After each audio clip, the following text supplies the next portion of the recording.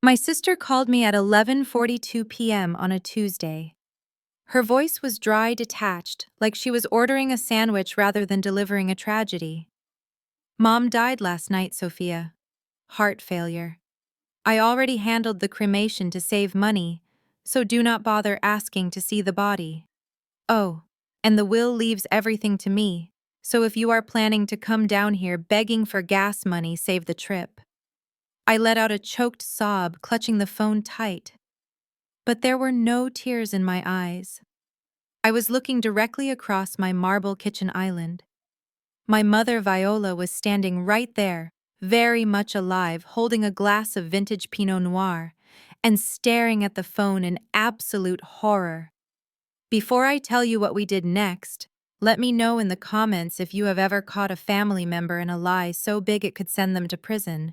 Hit like and subscribe because you are going to want to see how this funeral for the living turns out. My name is Sophia, and at 32 years old, my family thinks I am a failure. To my sister Ebony and her husband Brad, I am just a hired help, a line cook who scrapes by on minimum wage and makes poor life decisions.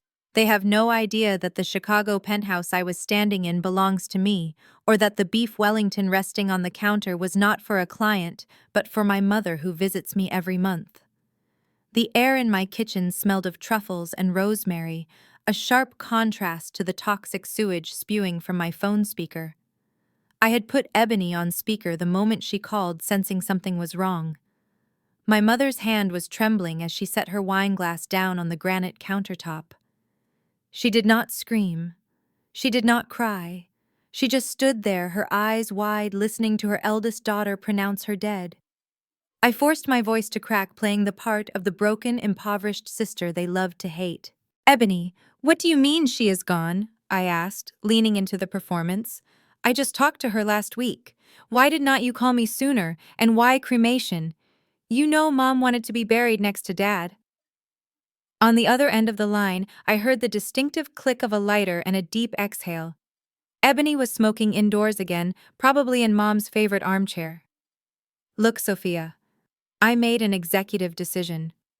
Burials are expensive, and unlike you, I do not have the luxury of living in a fantasy world. The cremation is done. The ashes are in an urn on the mantel. It is over. We are holding a memorial service on Friday, but honestly, if you cannot afford a plane ticket, do not put yourself in debt. We are selling the house immediately to cover her medical bills, so there is no place for you to stay anyway. My mother's face went from shocked to stone cold. She signaled for me to keep going. I took a deep breath. Medical bills, Mom had full coverage. What are you talking about? Ebony laughed, a cruel, sharp sound. You really do not know anything, do you? Mom's insurance lapsed months ago. I have been paying for everything out of pocket.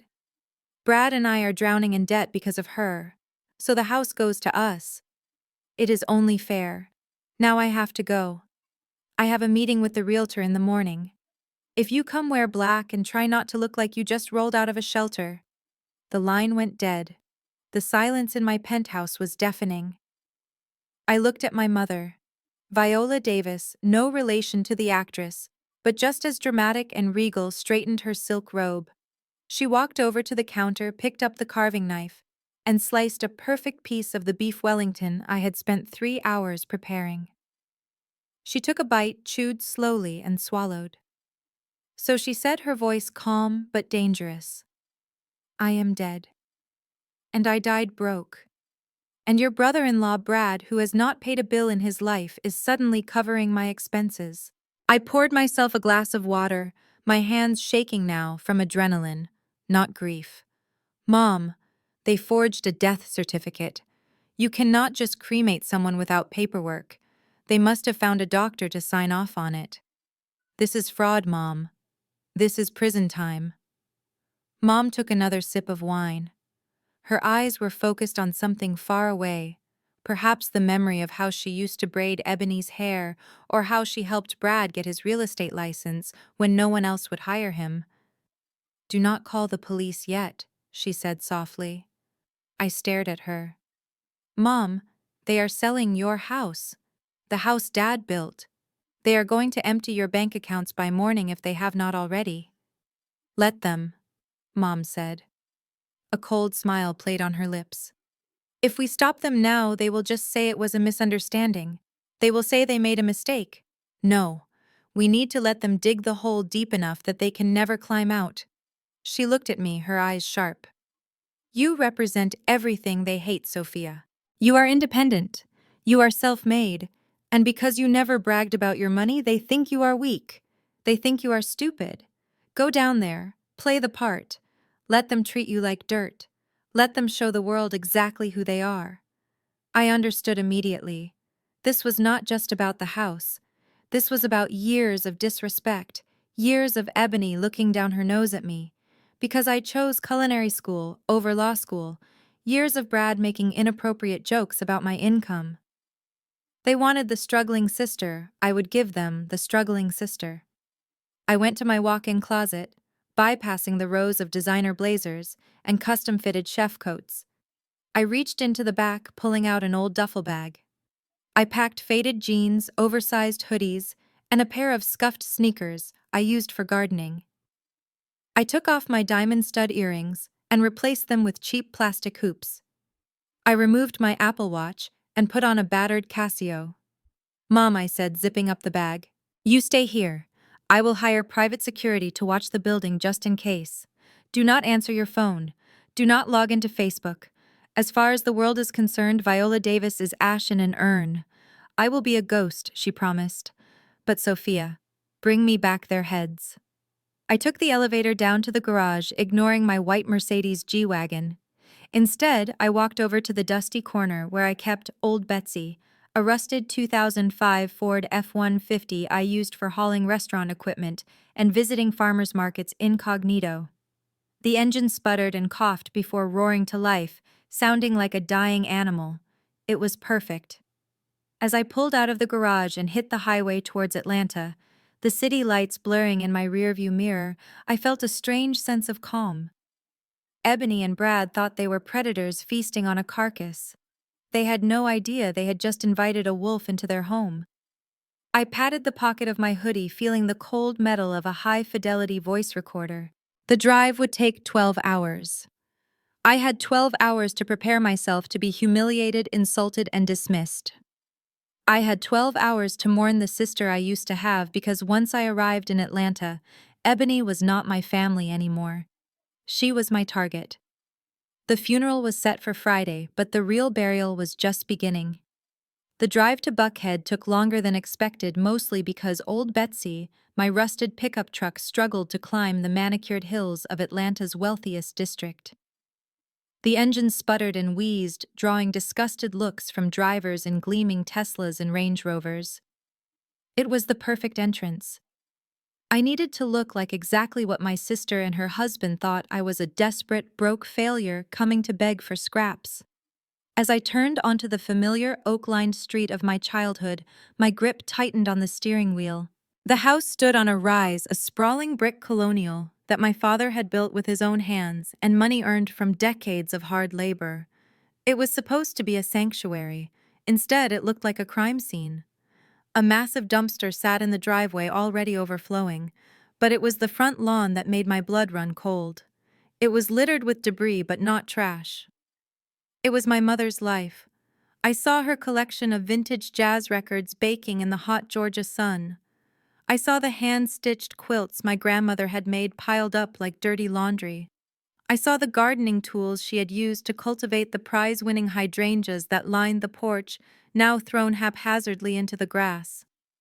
Men in blue coveralls were hauling furniture out of the front door, moving with a speed that suggested they were being paid a bonus for recklessness. Standing in the middle of the chaos, barking orders into a cell phone, was Brad. My brother-in-law looked like he was vibrating with anxiety. He was wearing a suit that was too tight in the shoulders, trying to project an image of authority, but sweat was already staining his collar. He was pacing back and forth, checking his phone every 3 seconds, his eyes darting around the property like a trapped animal. I pulled the truck up to the curb, letting the engine backfire loudly before killing the ignition. Brad jumped at the sound. When he saw me climbing out of the cab wearing my faded hoodie and worn-out jeans, his expression shifted from startled to sneering. He hung up his phone and marched down the driveway to intercept me before I could even step onto the grass. "Well, look who finally decided to show up," Brad said, his voice dripping with condescension. He crossed his arms over his chest, physically blocking my path to the front door. "We thought you might have run out of gas halfway here. I hope you did not expect a welcoming committee, Sophia. As you can see, we are busy handling the estate." I looked past him at the movers who were currently dragging my mother's favorite armchair across the asphalt driveway. The sound of the fabric tearing against the pavement made my stomach lurch. "Brad, what is going on?" I asked, keeping my voice trembling and low. Ebony said, "Mom just died last night. Why are you throwing everything away? We have not even had the funeral yet." Brad let out a sharp, dismissive laugh. He took a step closer, invading my personal space, trying to intimidate me with his height. "That is exactly why you are not in charge, Sophia. You are too emotional. You do not understand business. We have a buyer lined up who wants the property vacant by Monday. We are clearing out the junk so we can stage the house. Ebony and I are doing the hard work while you drive around in that piece of scrap metal." I bit the inside of my cheek to keep from screaming. Junk. He was calling 40 years of memories junk. But then my eyes caught something. As Brad gestured dismissively toward the house, his sleeve rode up. Glinting in the sunlight on his left wrist was a watch. It was not just any watch.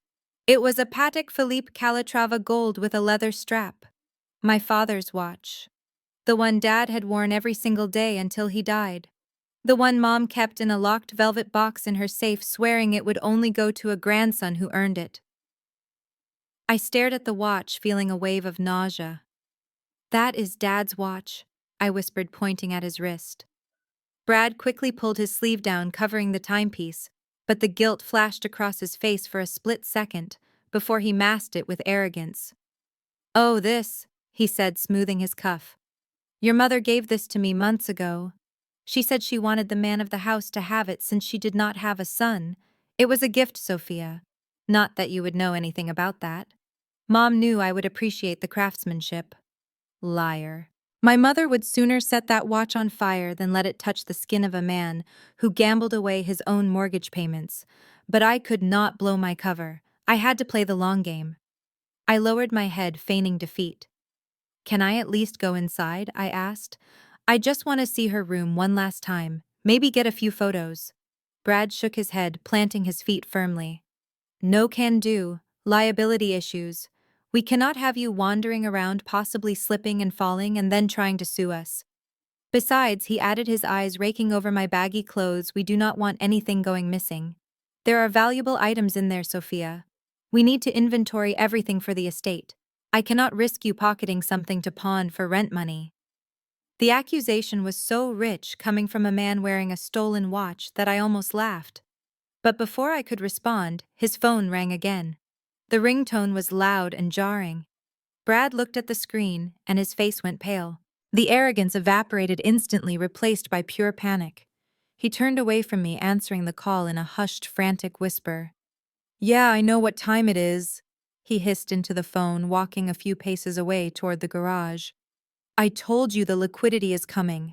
I just need until Tuesday. No, do not come here. I have the assets. I just need to liquidate." He was distracted. This was my chance. While he was busy pleading with his bookie or loan shark or whoever held the leash to his life, I slipped past him. I did not go to the front door where the movers were bottlenecked. I went around the side through the overgrown trellis that led to the kitchen entrance. The door was unlocked. I stepped inside, and the silence of the house hit me harder than the noise outside. The kitchen was empty. Not just clean, but stripped. The copper pots that used to hang from the ceiling were gone. The island where Mom and I used to make biscuits on Sunday mornings was bare. I moved silently through the hallway, the hardwood floors creaking softly under my sneakers. The living room was a shell. The paintings were gone from the walls, leaving rectangular outlines of dust where they had hung for decades. It felt less like a house, and more like a carcass that had been picked clean by vultures. I needed to see the study. That was where Dad had kept his business papers and where Mom kept the safe. If Brad was wearing the watch, that meant they had already cracked it. I moved quickly, dodging a mover who was carrying a stack of books, and ducked into the office at the back of the house. The heavy oak door was ajar. I pushed it open and stepped inside. The room smelled of stale cigar smoke and old paper, a scent that usually brought me comfort. But today it smelled of violation. The massive mahogany desk was covered in papers, drawers pulled out and dumped upside down. But my eyes went straight to the corner behind the bookshelf.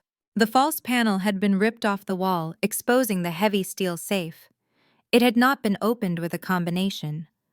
The metal around the lock was twisted and scarred, bearing the unmistakable marks of a heavy-duty diamond drill.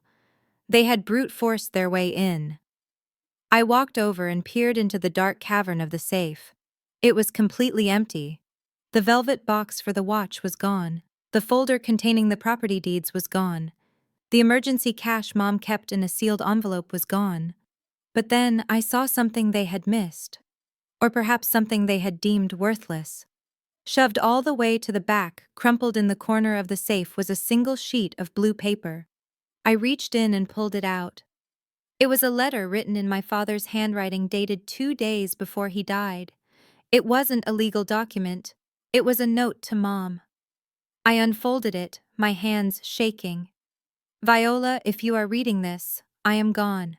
But know that I have secured the future. The land is not just land. The survey is in the safety deposit box at the bank, not here. Do not tell the kids unless you have to. Love, H. I froze.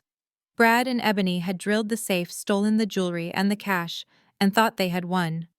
But they had missed the most important thing. They did not know about the bank box. They did not know about the survey.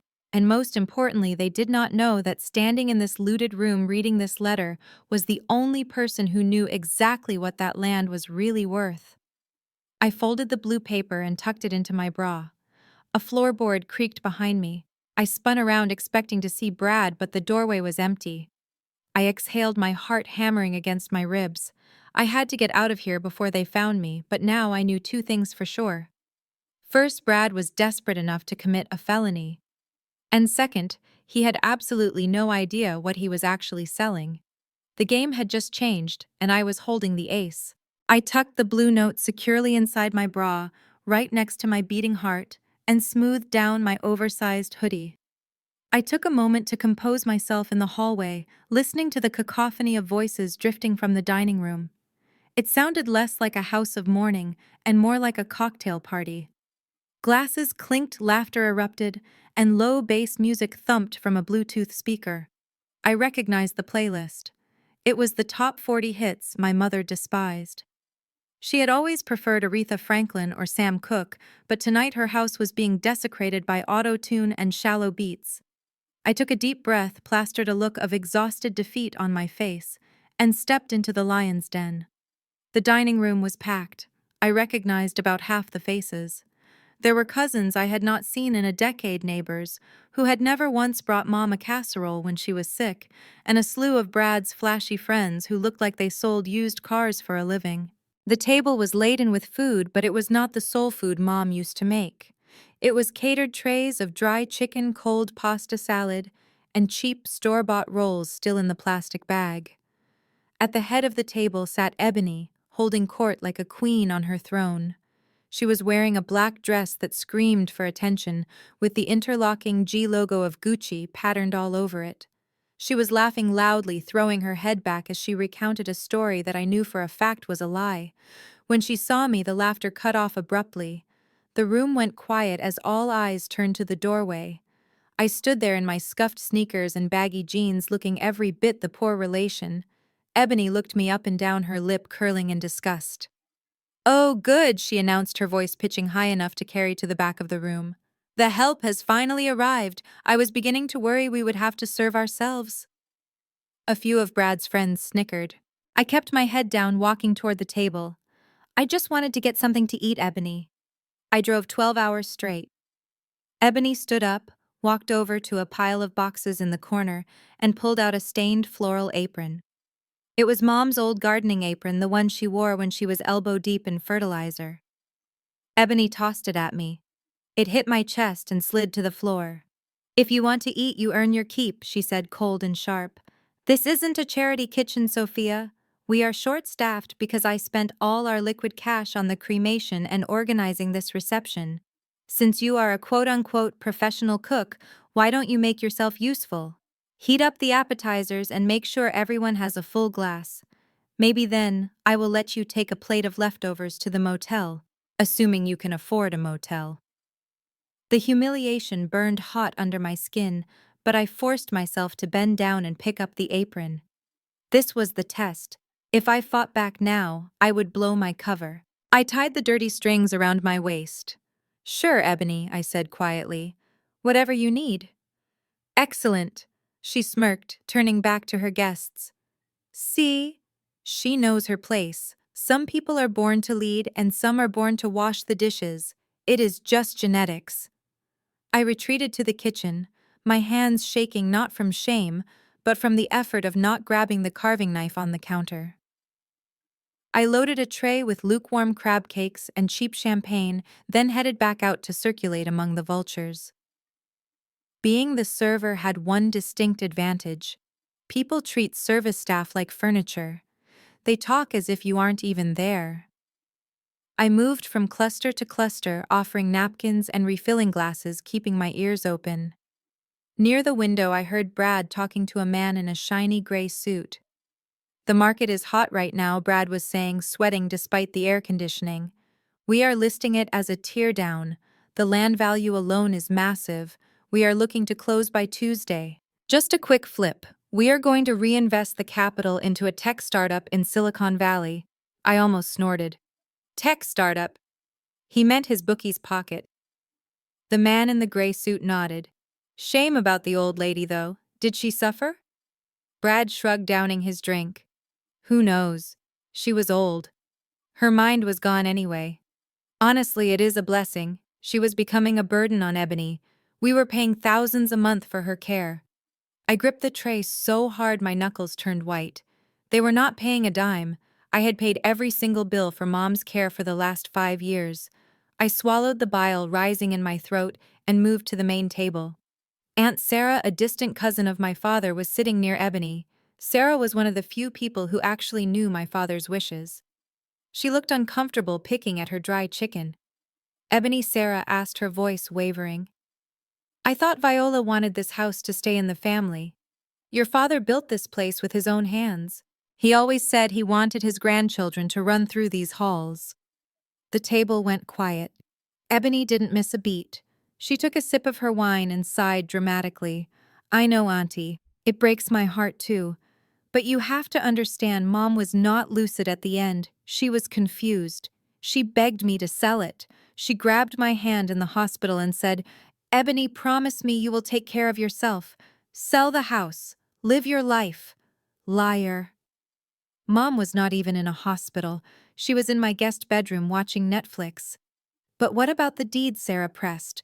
Did she sign it over? Ebony's eyes flashed with annoyance. Of course she did. We handled all the paperwork weeks ago. She transferred the title to me and Brad to avoid probate. She knew Sophia couldn't handle the responsibility of a property this size. Sophia can barely handle a rent payment. I was standing right behind Ebony now, holding a silver boat filled with red wine reduction sauce for the beef. The lie was so bold, so legally treacherous, that I marveled at her stupidity. She had just admitted to the room that she manipulated a dying woman. Oh, Sophia, Ebony snapped, sensing my presence without looking at me. Refill my glass, and put some of that sauce on my beef. It is too dry. Probably because you let it sit out too long. I stepped forward. The sauce was thick, dark crimson, almost like blood. I looked at the back of her dress. I looked at the interlocking G pattern. From this distance, the poor stitching was obvious. It was a Canal Street knockoff, probably costing $50, but she wore it like it was couture. I leaned in, tilting the gravy boat. Oops, I whispered. I did not just drip it, I poured it. A steady, warm stream of sticky red sauce cascaded down the back of her fake Gucci dress, soaking into the cheap synthetic fabric instantly. Ebony screamed. It was a high-pitched shriek that shattered the conversation. She jumped up, spinning around, her eyes bulging. "You idiot! You clumsy, useless idiot, look what you did! This is Gucci. This cost $3,000. I stood there holding the empty boat, my face a mask of fake apology. "I am so sorry, Ebony. I tripped. My shoes are old, the sole is coming off." She did not wait for an explanation. The rage took over. She drew her hand back and swung. The sound of the slap cracked through the room like a pistol shot. It was hard enough to snap my head to the side. My cheeks stung instantly, the heat spreading across my face. The room went dead silent. Even the music seemed to stop. I slowly turned my head back to look at her. I tasted blood inside my lip. The old Sophia, the one who craved her approval, would have cried. The old Sophia would have run away.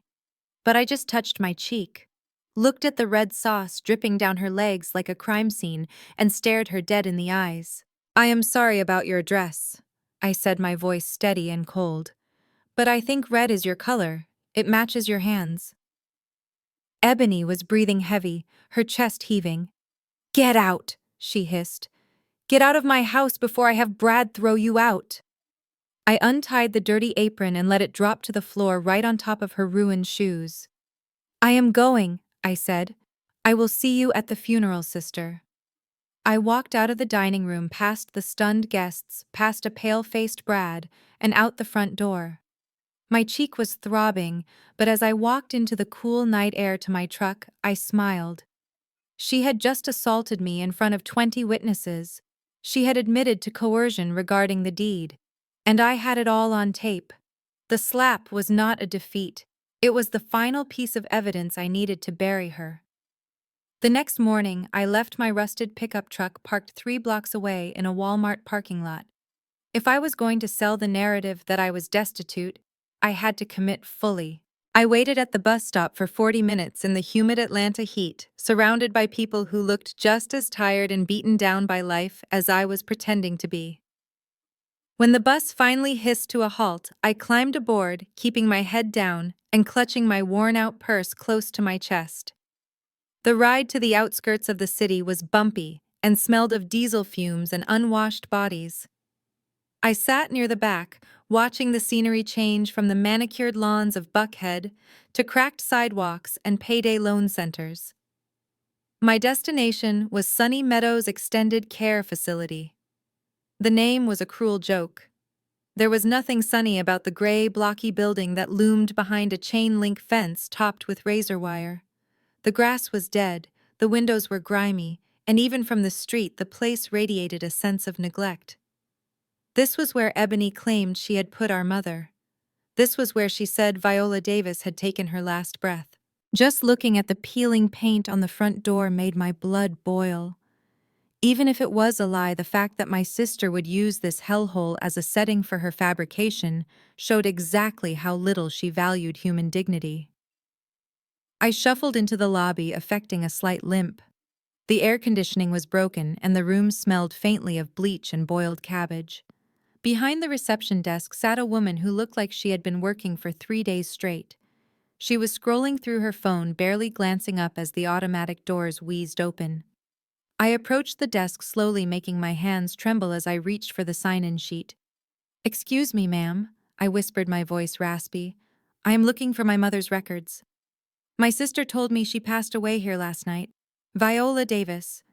The receptionist sighed, finally looking up. Her name tag read LaToya.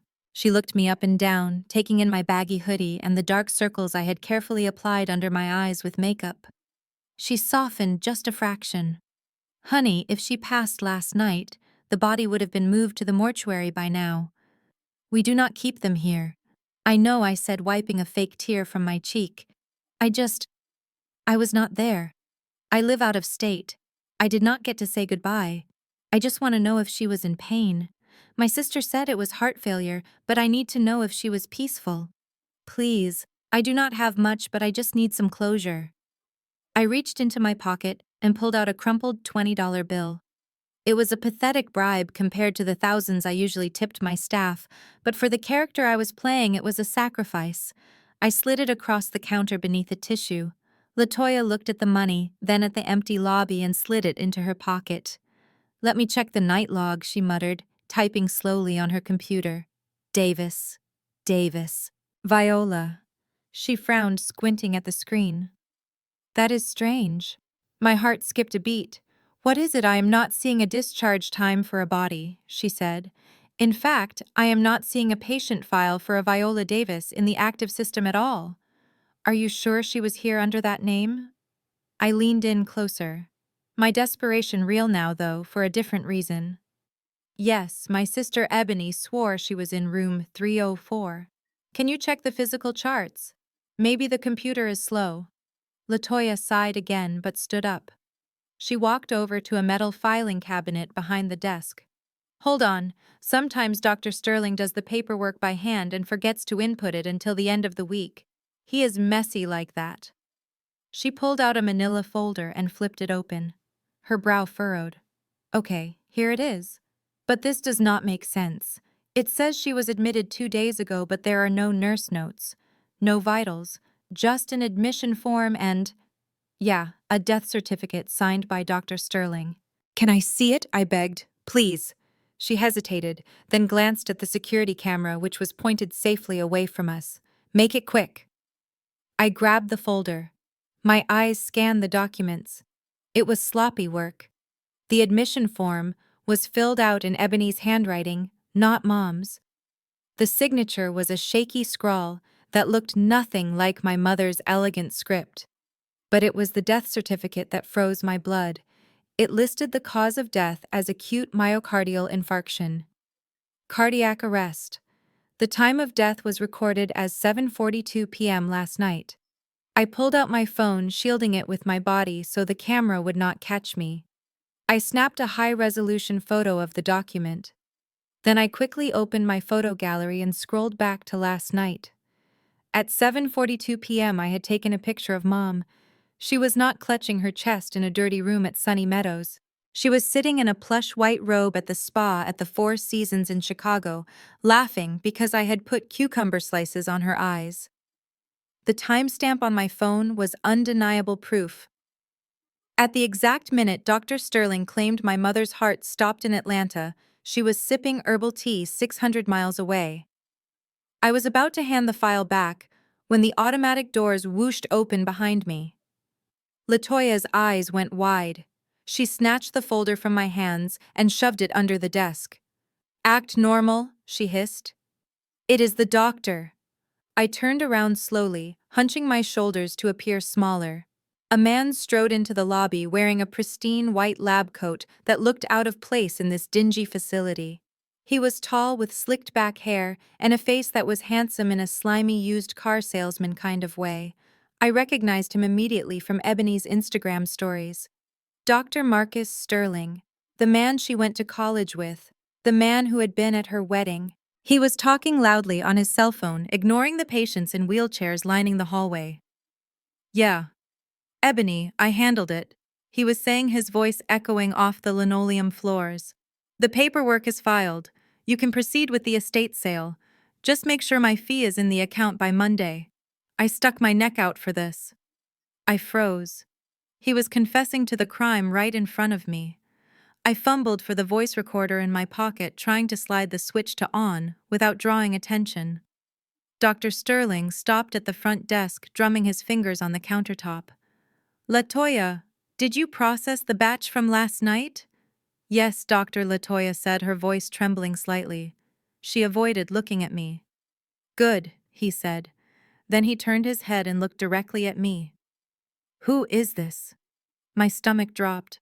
I was wearing a hood, but if he looked closely, he might recognize me from family photos even though Ebony kept them hidden.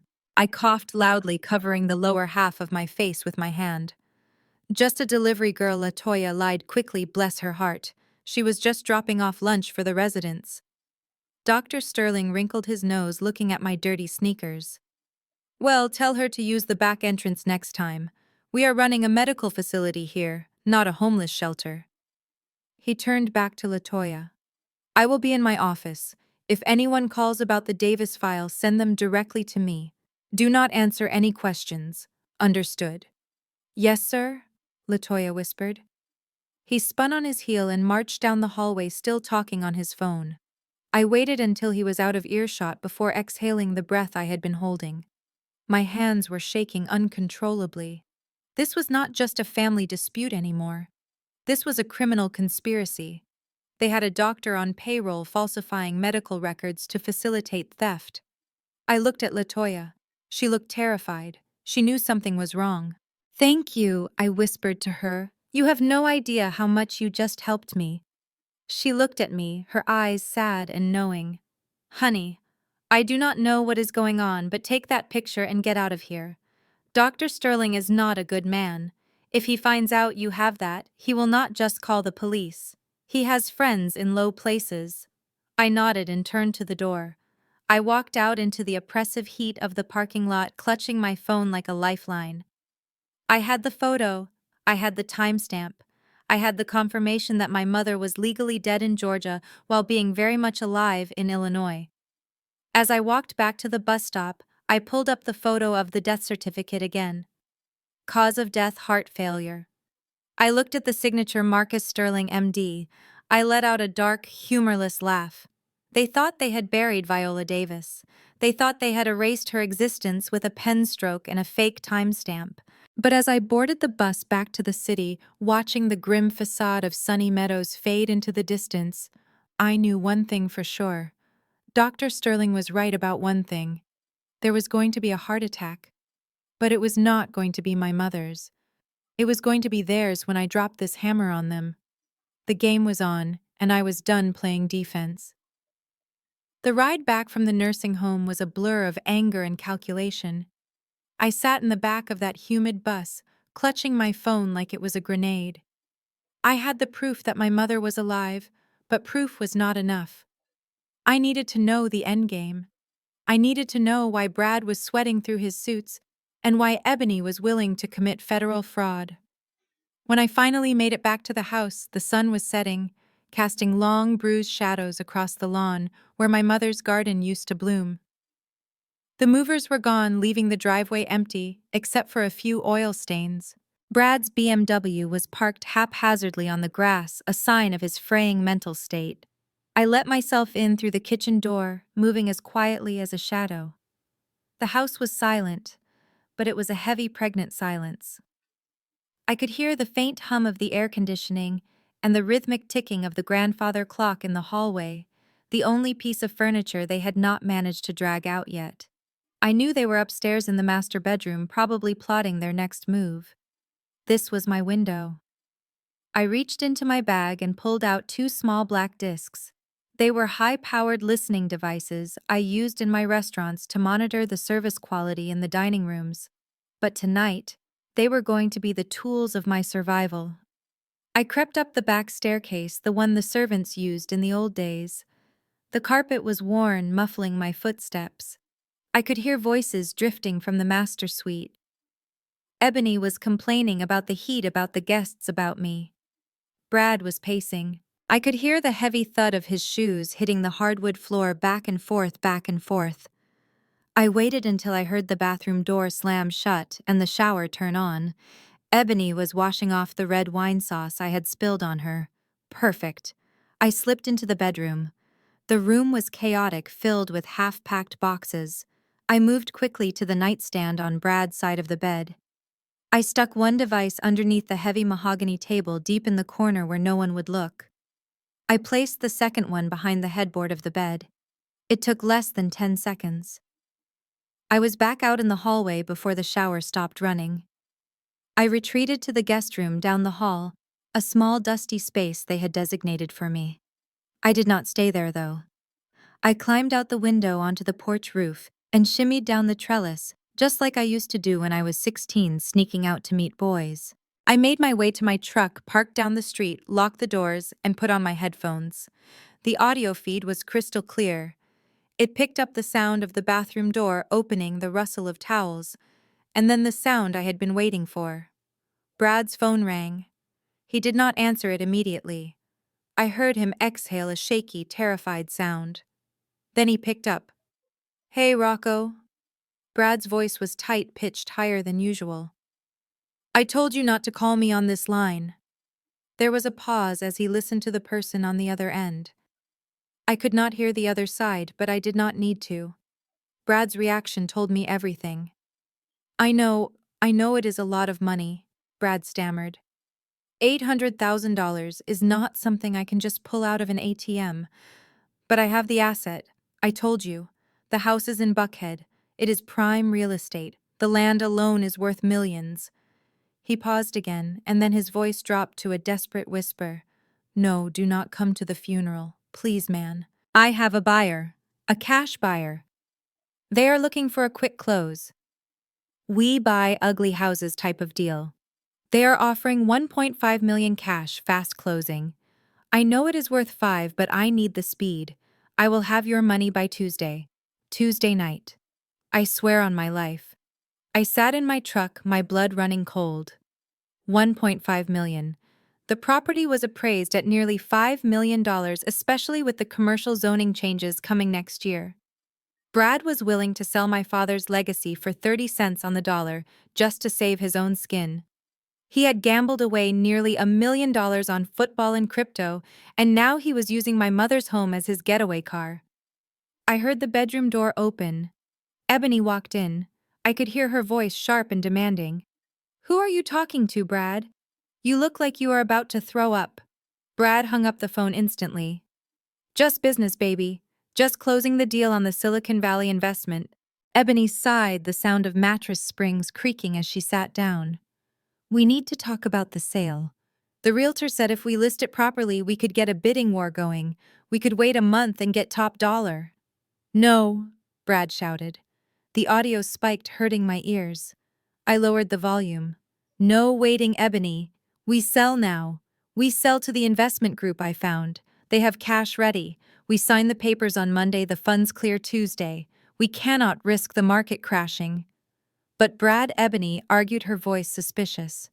Their offer is insulting. It is a third of what the house is worth. Why are we rushing? Mom is dead. The house isn't going anywhere. And Sophia is sniffing around. She was asking about the safe. Forget Sophia, Brad snapped. He was unraveling. Listen to me, Ebony. We take the cash offer. We take the money and we go to Europe for a year, like we always talked about. If we wait the taxes, the probate, it will all eat up the profit. Do you want to be rich next week, or do you want to be stuck in court for 2 years? Ebony was silent for a long moment. I could practically hear the gears turning in her head. Greed was warring with common sense. Finally, greed won. Fine, she said quietly. But we need to get Sophia to sign the waiver. If she contests the will, the cash buyer will walk away. She is stubborn, Brad. She has that look in her eye. I do not think $5,000 is going to cut it. I leaned forward in my seat, pressing the headphones closer to my ears. Brad's voice changed. It went from frantic to something much darker. It was a cold, flat tone that sent shivers down my spine. She will sign, Brad said. And if she does not, we handle it. What do you mean, handle it? Ebony asked. I mean, accidents happen, Brad said. His voice was so low I had to strain to hear it. She drives that piece of junk truck. The brakes on those things are notoriously bad. Or maybe she has a little mishap on the highway driving back to Chicago. People fall asleep at the wheel all the time. Brad, Ebony whispered, sounding horrified but not stopping him. You are talking about my sister. I am talking about our survival, Brad yelled, losing control again. I cannot lose this deal, Ebony. I cannot. If she drags this out, if she files an injunction, I am a dead man. Literally. So you choose. Your sister, who you hate anyway, or your husband. Because if she does not sign that paper on Monday, I will make sure she never makes it to the funeral on Tuesday. I cannot lose my legs over a line cook. The feed went silent for a moment, save for the sound of their breathing. Then Ebony spoke. Her voice was small, trembling, but decisive. Make it look like an accident, and do not tell me the details. I tore the headphones off my head, throwing them onto the passenger seat. My hands were shaking so hard I could barely grip the steering wheel. I gasped for air, feeling like the cab of the truck was shrinking around me. They were not just thieves, they were not just liars, they were conspiring to murder me. Brad was cornered a rat facing a trap, and he was willing to kill to chew his way out. And my sister, my own flesh and blood, she had just signed my death warrant to protect a man who was lying to her face. I looked at the house looming dark and ominous on the hill. The light in the master bedroom turned off. They were going to sleep, resting up for their big payday. I reached for my phone and texted the security team I had hired to watch my mother in Chicago. Target acquired, I typed. Level threat increased to red. Send backup to Atlanta. I am not the hunter anymore. I am the bait. I started the engine of Old Betsy. I wasn't going to sleep in the guest room tonight. I needed to be alive on Tuesday to see the look on their faces when the dead woman walked through the church doors.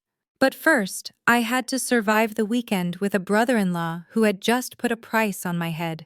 Brad wanted an accident. I gripped the gear shift, my eyes narrowing in the darkness. I would give him a collision he would never walk away from. The law office of Gables and Associates was located in a strip mall between a vape shop and a discount dry cleaner that smelled faintly of chemicals and desperation. It was a far cry from the glass-walled firm where my mother's actual estate attorney, Mr. Henderson, practiced. This place had flickering fluorescent lights, a carpet that had not seen a vacuum since the 90s, and a receptionist who was currently filing her nails while chewing gum with her mouth open. I sat on a folding metal chair, clutching my purse, trying to look like the terrified broke sister they expected me to be. To my right sat Ebony and Brad. They looked like royalty visiting a slum. Ebony was wearing another black dress, this one clearly bought with credit, and oversized sunglasses that she refused to take off indoors. Brad was bouncing his leg nervously, his eyes darting to the door every time a car drove past outside. He was still waiting for his money, and I was the only obstacle left in his way. The door to the inner office opened, and a man waddled out. Mr. Gables was short, sweating profusely, and wearing a suit that was 2 sizes too small. He wiped his forehead with a handkerchief that looked gray with use. I knew exactly who he was. He was a disbarred real estate agent who had barely passed the bar exam on his 4th try.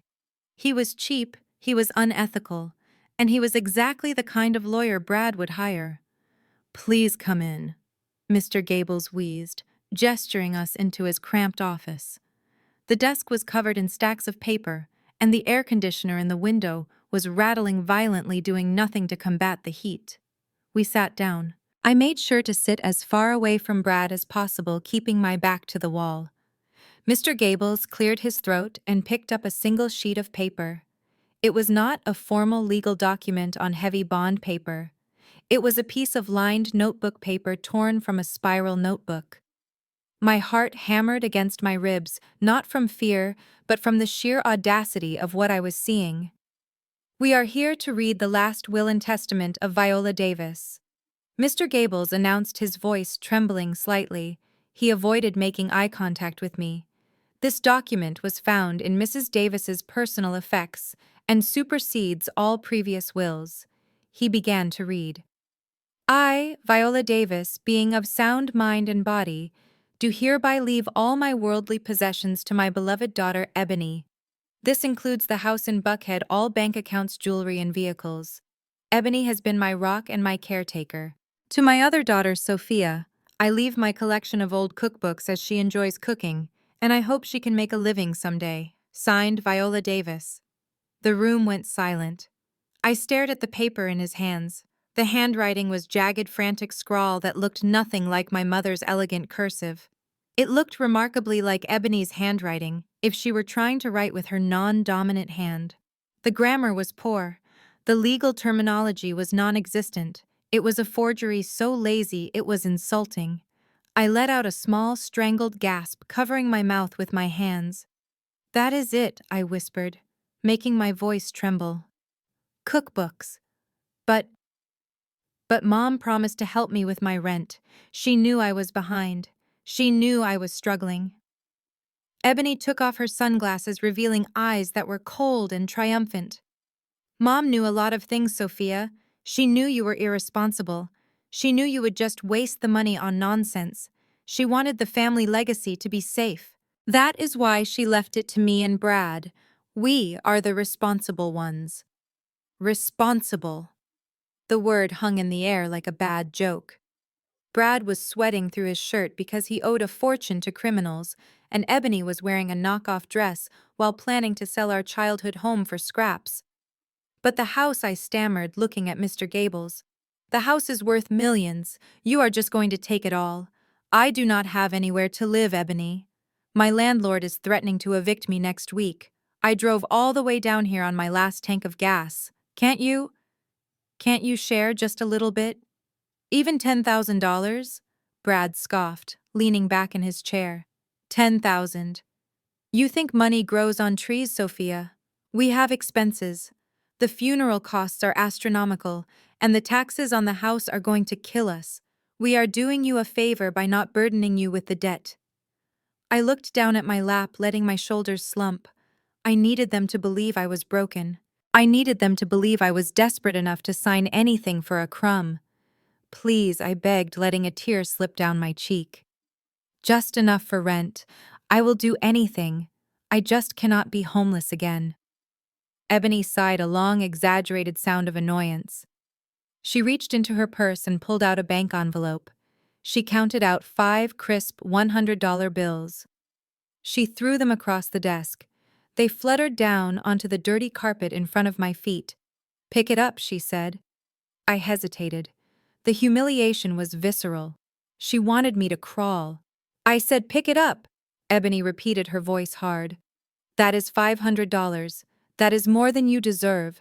Consider it a severance package from this family. But if you want to keep it, you have to sign something for us." Mr. Gables quickly slid a document across the desk. It was a formal waiver, much more professional looking than the fake will.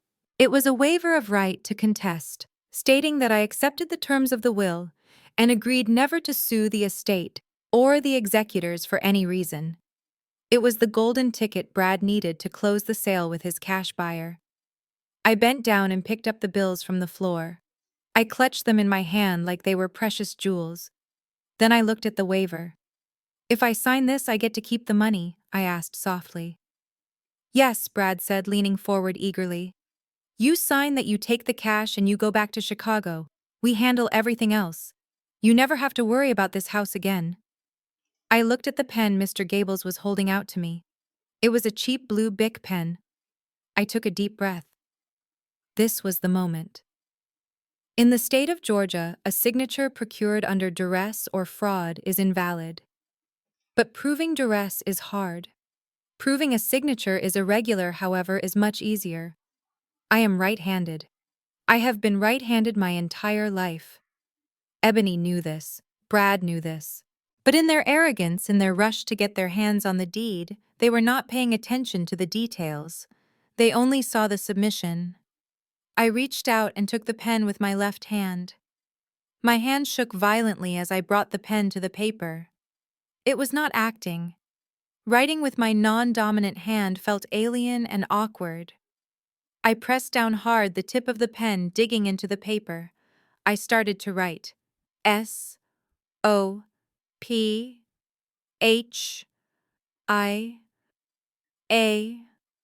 The letters were jagged. They were slanted the wrong way. The spacing was uneven.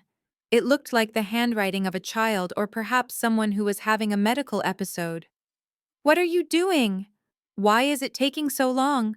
Ebony snapped, tapping her manicured nails on the desk. I am just so upset," I sniffled, keeping the pen in my left hand. "My hands are shaking. I cannot help it." "Just finish it," Brad barked. I scribbled the last name, D-A-V-I-S. Then I added a messy, unrecognizable loop at the end. It looked absolutely nothing like my real signature. It was a legal disaster waiting to happen.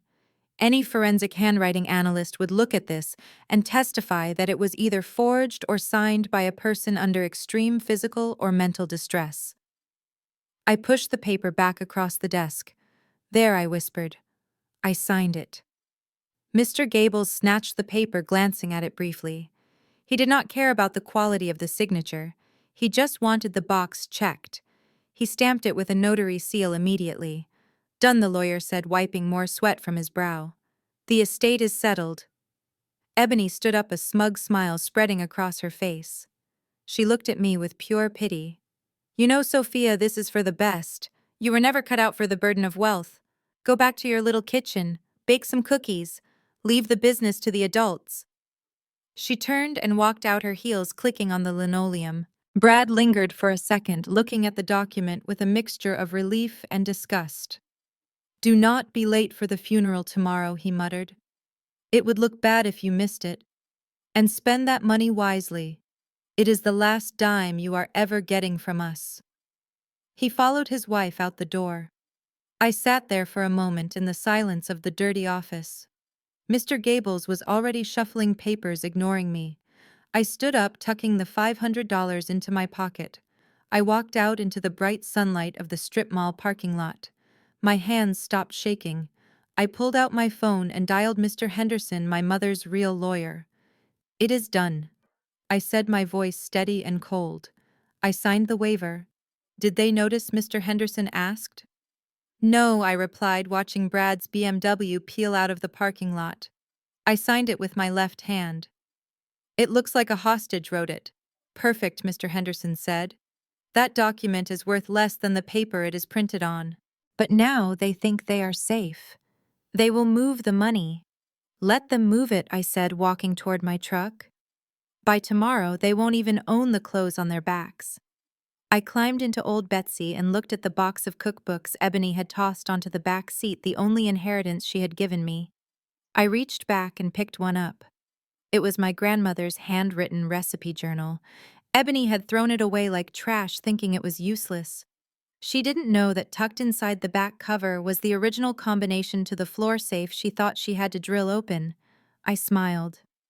They had the fake will. I had the keys to the kingdom. And tomorrow at the funeral, I was going to unlock the gates of hell. I left the strip mall and drove old Betsy 3 blocks to a secluded side street behind an abandoned warehouse. I checked my rearview mirror constantly, but there was no sign of Brad's BMW. He was likely too busy high-fiving his wife and counting the money he had not yet received to worry about where his poor defeated sister was going. I pulled the truck into the shadows, killed the engine, and pulled out my other phone, the encrypted one I used for business. I summoned an Uber Black. When the sleek Lincoln Navigator pulled up, the driver hesitated for a moment, looking at my stained hoodie and worn-out sneakers. I simply flashed the screen of my phone showing my platinum status rating, and he unlocked the doors. "Take me to the Ritz-Carlton," I said, sinking into the leather seats. The air conditioning washed over me, a stark contrast to the stifling heat of the lawyer's office. I closed my eyes, letting the persona of the broke-line cook slip away for a moment. I was Sophia Davis, executive chef and silent partner in a $20 million restaurant group, and I was on my way to a war council. The lobby of the Ritz was quiet, smelling of fresh lilies and expensive perfume. I kept my head down, avoiding eye contact with the well-dressed guests, and made a beeline for the elevators. I swiped the keycard my mother had mailed to me days ago and pressed the button for the penthouse suite. The elevator rose smoothly, lifting me high above the grime and the lies of the streets below. When the doors opened, I stepped into a sanctuary. The suite was expansive, with floor-to-ceiling windows overlooking the Atlanta skyline. Sitting on a velvet sofa, wearing a silk caftan and sipping iced tea, was my mother. Viola Davis looked nothing like the frail, deceased woman Ebony had described to the world. She looked vibrant, sharp, and currently very angry. Sitting opposite her was Arthur Henderson, our family's actual attorney for the past 30 years. He was a man of integrity, dressed in a bespoke suit that cost more than Brad's car. "Sophia, Mr. Henderson said, standing up to greet me. He did not hug me. He was not a hugger, but the look in his eyes was one of fierce, protective pride. "I received the scan of the waiver you signed. Using your non-dominant hand was a masterstroke. The forensic analysis will be undeniable." I sat down, taking the glass of water Mom pushed toward me. It was hard, I admitted, my voice shaking slightly as the adrenaline wore off. Watching them, Mom. They are so greedy. They didn't even read the will. They just wanted to know if they got the house. Mom's expression tightened. Did they mention the land survey? No, I said.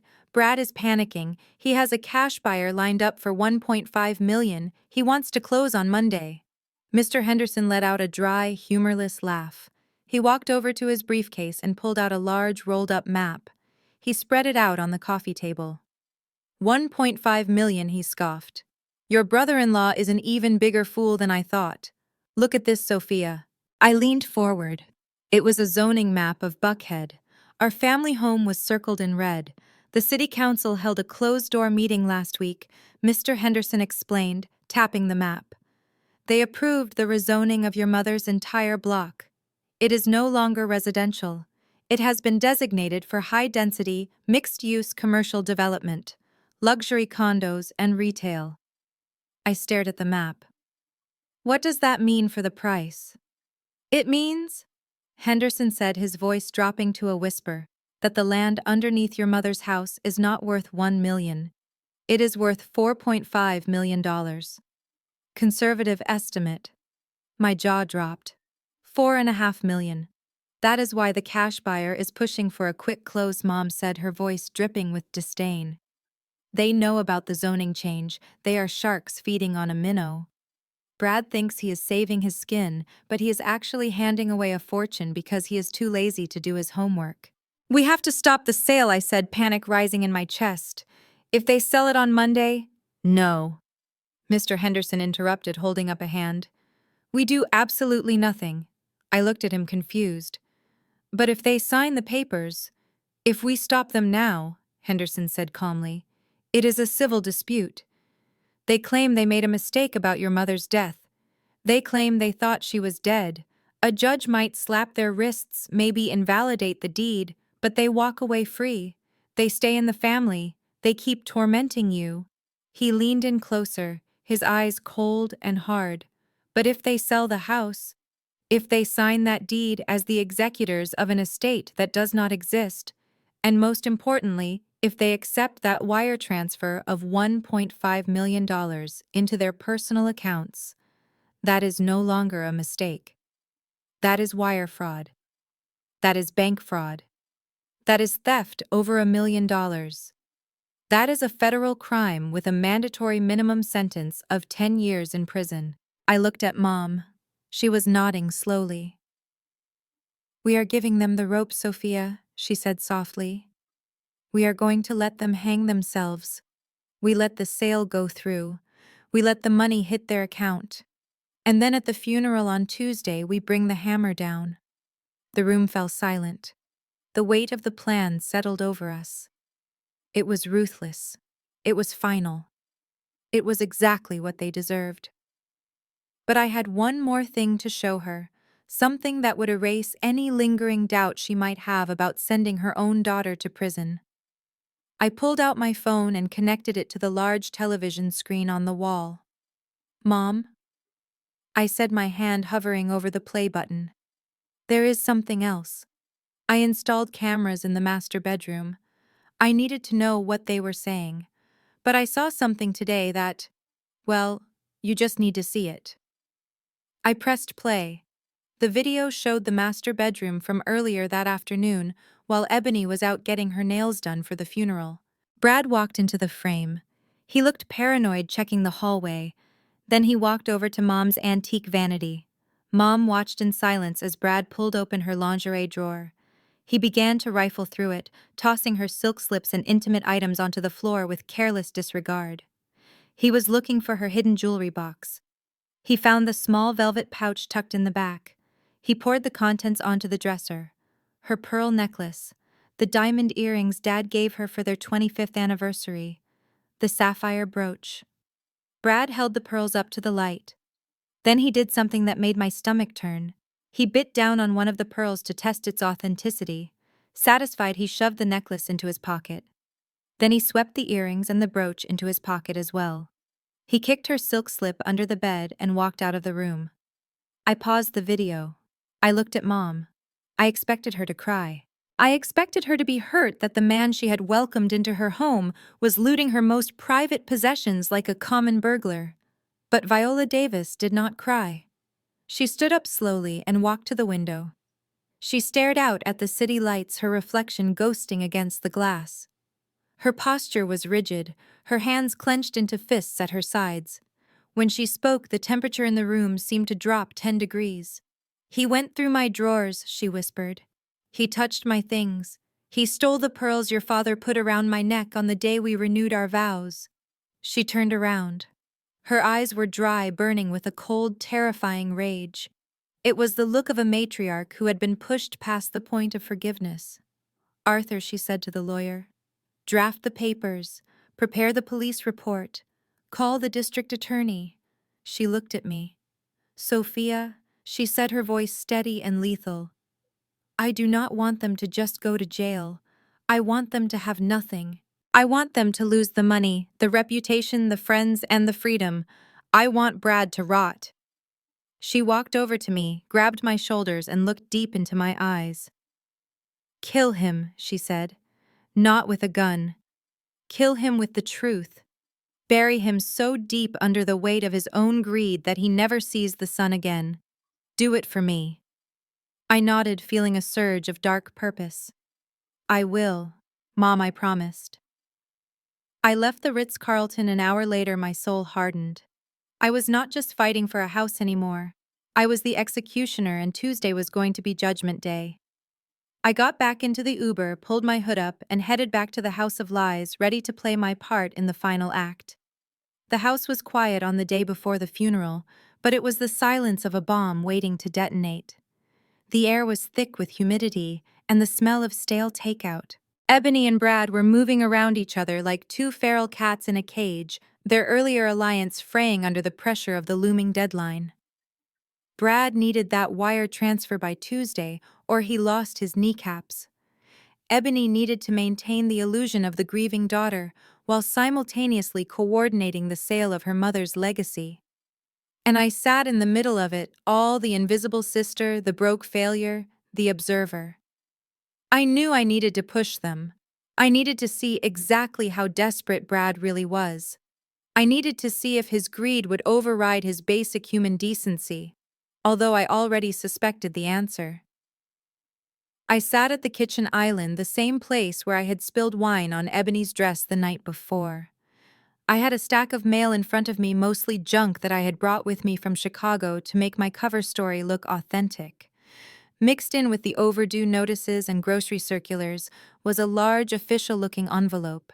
It was a prop I had prepared weeks ago, part of a prank I had played on a sous chef, but now it was a weapon. I ripped it open loudly, letting out a gasp that was perfectly calibrated to catch attention. I covered my mouth with my hands, my eyes widening as I pulled out a letter and a check. "Oh my God," I whispered, just loud enough to carry into the living room where Brad was obsessively refreshing his email on his phone. Brad looked up. His eyes were bloodshot, rimmed with dark circles. He looked like a man who hadn't slept in a week. He stared at me with irritation. "What is it now, Sophia? Did your landlord finally send the eviction notice?" "No," I stammered, my hands trembling as I held the paper. I bought a lottery scratch-off ticket back in Illinois. The jumbo jackpot one. I mailed it in last week. This is the claim letter. I won." Brad froze. The irritation vanished instantly, replaced by a predatory sharpness that made my skin crawl. He stood up slowly, putting his phone in his pocket. He walked into the kitchen, his movements casual but focused. "You won?" he asked, trying to sound indifferent. "How much?" $100. $10,000, I breathed, looking at the check. "It says 10,000. I cannot believe it. This covers my rent for a year. I can fix my truck. I can actually buy groceries." Brad stopped right next to me. He looked down at the paper. It was a very convincing forgery printed on high-quality watermarked paper. His eyes fixated on the number like a starving dog looking at a steak. $10,000. To a man who owed $800,000, It was a drop in the bucket, but to a gambling addict, any cash was oxygen. I saw the wheels turning in his head. He did not see a way to help his sister-in-law. He saw a quick bet. He saw a way to buy a few more days with his bookie. 10,000. Brad whistled low, a fake smile plastering itself onto his face. That is fantastic, Sophia. Really, I am happy for you. He pulled out a stool and sat next to me, invading my personal space. He smelled of nervous sweat and expensive cologne, a nauseating combination. He lowered his voice, leaning in confidentially. Listen, Sophia, he said, his tone dripping with artificial concern. I know you are thinking about paying rent and fixing that old truck. And that is smart. But you have to think bigger. $10,000 sits in a bank account and does nothing. Inflation eats it alive. You know I work in finance, right? I handle portfolios for high net worth individuals. I nodded wide-eyed, playing the naive fool. I know, Brad. You are so successful. Exactly, he said, puffing out his chest. And right now I have an opportunity. It is a crypto arbitrage algorithm I am developing with some partners in Silicon Valley. It is guaranteeing 40% returns weekly. If you give me that 10,000 today, I can turn it into 14,000 by next Friday. By the end of the month, you could have 30 grand. You could buy a new car, Sophia. A real car. I bit my lip, pretending to consider it. But I need the money now, Brad. That is short-term thinking, he chided, gently placing a hand on my shoulder. His touch made me want to recoil, but I stayed still. Wealthy people use money to make money. Poor people spend it. Do you want to be poor forever serving appetizers to people like me? Or do you want to be an investor? I can do this for you off the books. Just sign the check over to me. I will handle the rest. Trust me. I am family. The irony was so thick I could almost taste it. This man was stealing my mother's jewelry and selling her house, and now he was trying to hustle me out of my imaginary lottery winnings. I do not know, I whispered. Let me think about it. Take your time. He smiled, his eyes never leaving the check. But markets move fast. Just then, the sound of heels clicking sharply on the hardwood floor interrupted his sales pitch. Ebony stood in the doorway. She had just come back from the salon, her hair perfectly coiffed for the funeral, but her face was twisted in a scowl. She looked from Brad's hand on my shoulder to the check on the table, and her eyes narrowed into slits. What is going on here? She demanded, her voice cutting through the room like a serrated knife. Why are you whispering with her, Brad? And why are you touching her? Brad snatched his hand back, as if he had been burned. Nothing, babe. Just talking. Sophia got a little windfall. 10 grand from a lottery ticket. I was just giving her some financial advice. Ebony stormed into the kitchen. She looked at the check, then at me, then at Brad. She saw the hunger in his eyes. She saw the desperation. And for the first time I saw a crack in their united front. Ebony was greedy, but she was also possessive. She hated me, but she hated the idea of her husband needing me even more. Financial advice, she spat, turning on Brad. You are asking her for money. Is that what we have come to? You are begging the help for cash. I am not begging. Brad defended, his face turning red. I am offering her an investment opportunity.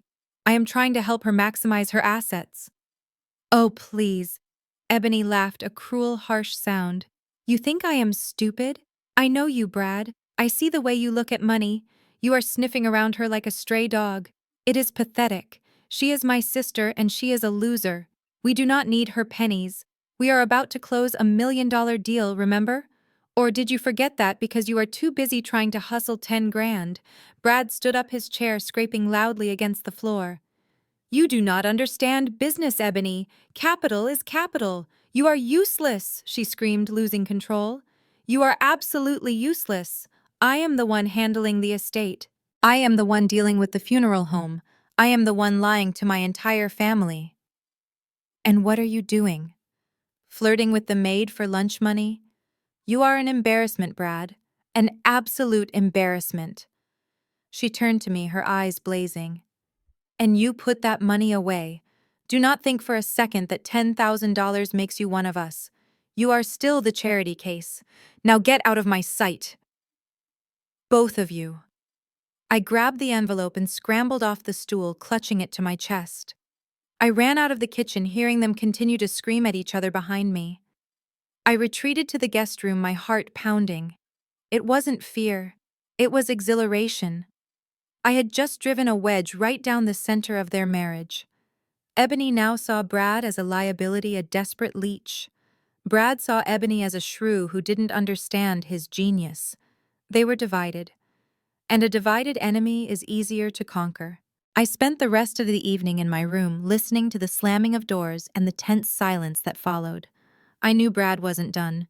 He was too desperate to let $10,000 walk away. He needed a fix. He needed a win. I prepared the trap. I took the envelope and placed it conspicuously in my open duffel bag right on top of my clothes. Inside the envelope was a stack of bills. They looked incredibly real at first glance, crisp green with the face of Benjamin Franklin staring back. But they were not legal tender. They were spirit money joss paper I had bought in Chinatown years ago for a cultural showcase at the restaurant. They were meant to be burned as offerings to ancestors. In the faint light, they looked like $10,000. Under a lamp or at a bank teller's window, they were clearly marked Bank of Hell and for ritual use only. I turned off the lights and lay in bed fully clothed, breathing evenly, waiting. It was 2:43 a.m. when the door handle turned. I watched through the slits of my eyes. The hallway light cast a long, thin slice of illumination across the floor. A shadow moved into the room. It was Brad. He was moving quietly, but his breathing was heavy and ragged.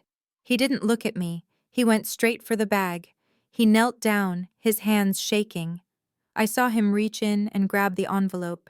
He opened it slightly, thumbing the corner of the bills. He saw the green. He saw the 100.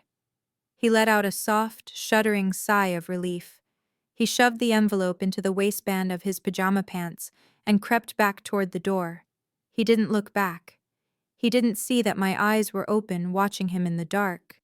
He stole from me. He stole from a woman he thought was his destitute sister-in-law.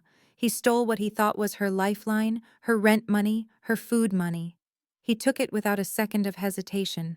I waited until the door clicked shut before I rolled over and smiled into the darkness.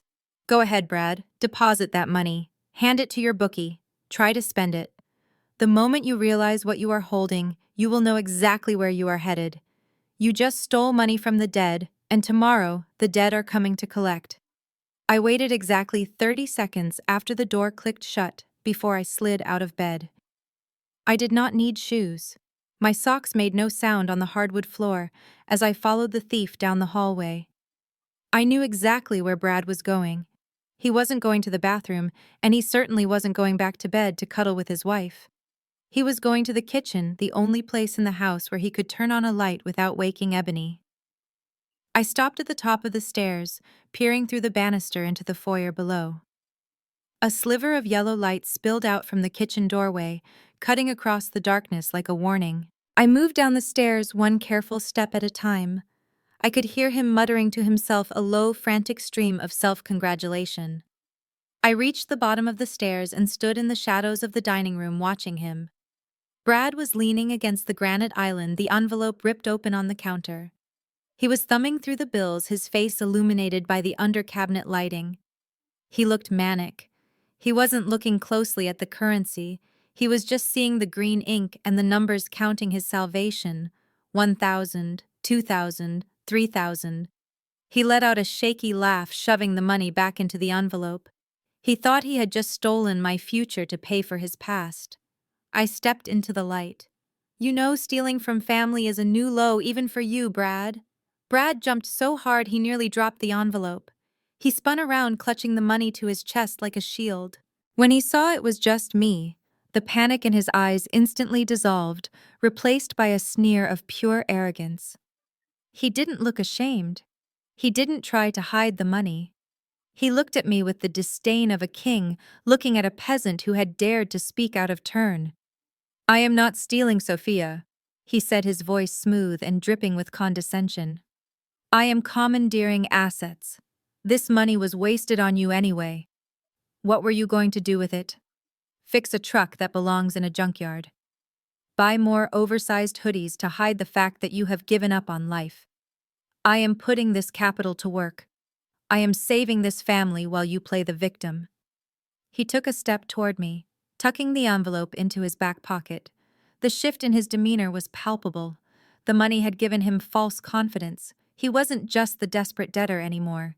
Now he felt powerful. He felt entitled. And in the dim light of the kitchen, that entitlement took a dark, predatory turn. He looked me up and down, his eyes lingering on my body in a way that made my skin crawl. I was wearing a loose t-shirt and sweatpants, but his gaze felt like a physical violation. He licked his lips, a small wet sound that echoed in the quiet room. "You know," he said, taking another step closer. "You act so high and mighty, Sophia. But we both know what you are. You work in kitchens, you work late nights. I know the type of girls who work in the service industry. You are rough. You are used to getting your hands dirty. You are not like Ebony. Ebony is a princess. But you are a bad girl, aren't you?" I took a step back, my hip bumping against the butcher block counter. "Brad, get out of my way. I am going back to my room." He chuckled, a low, throaty sound. He moved faster than I expected, closing the distance between us. He planted one hand on the counter on my left and the other on my right, trapping me against the wood. The smell of him was overpowering: stale sweat, expensive cologne, and the metallic tang of fear masked by aggression. "Do not play hard to get," he whispered, leaning his face close to mine. "I am doing you a favor, Sophia. I am taking this money, sure, but I can give you something back. Your sister, she is so cold lately, always talking about business, always talking about the house. She doesn't appreciate a real man. But you? I bet you are lonely. I bet you haven't had a man look at you in years." He pressed his body against mine. I could feel the heat radiating off him. It was repulsive. "Get off me," I said, my voice low and dangerous. "Come on," he murmured, his hand sliding down to my waist. "You owe me, Sophia. I am letting you stay in this house. I am letting you eat our food. Your sister and you, neither of you wanted to give me the money willingly. So if you are not going to pay me in cash, you are going to pay me in other ways. Consider it rent." He leaned in to kiss my neck, his wet mouth searching for skin. Rage, cold and sharp, flooded my system. He thought I was prey. He thought I was a helpless woman he could corner in the dark. He had forgotten who I was. I wasn't just a cook. I was an executive chef. I had spent 15 years in high-pressure kitchens dominated by men wielding steel every single day.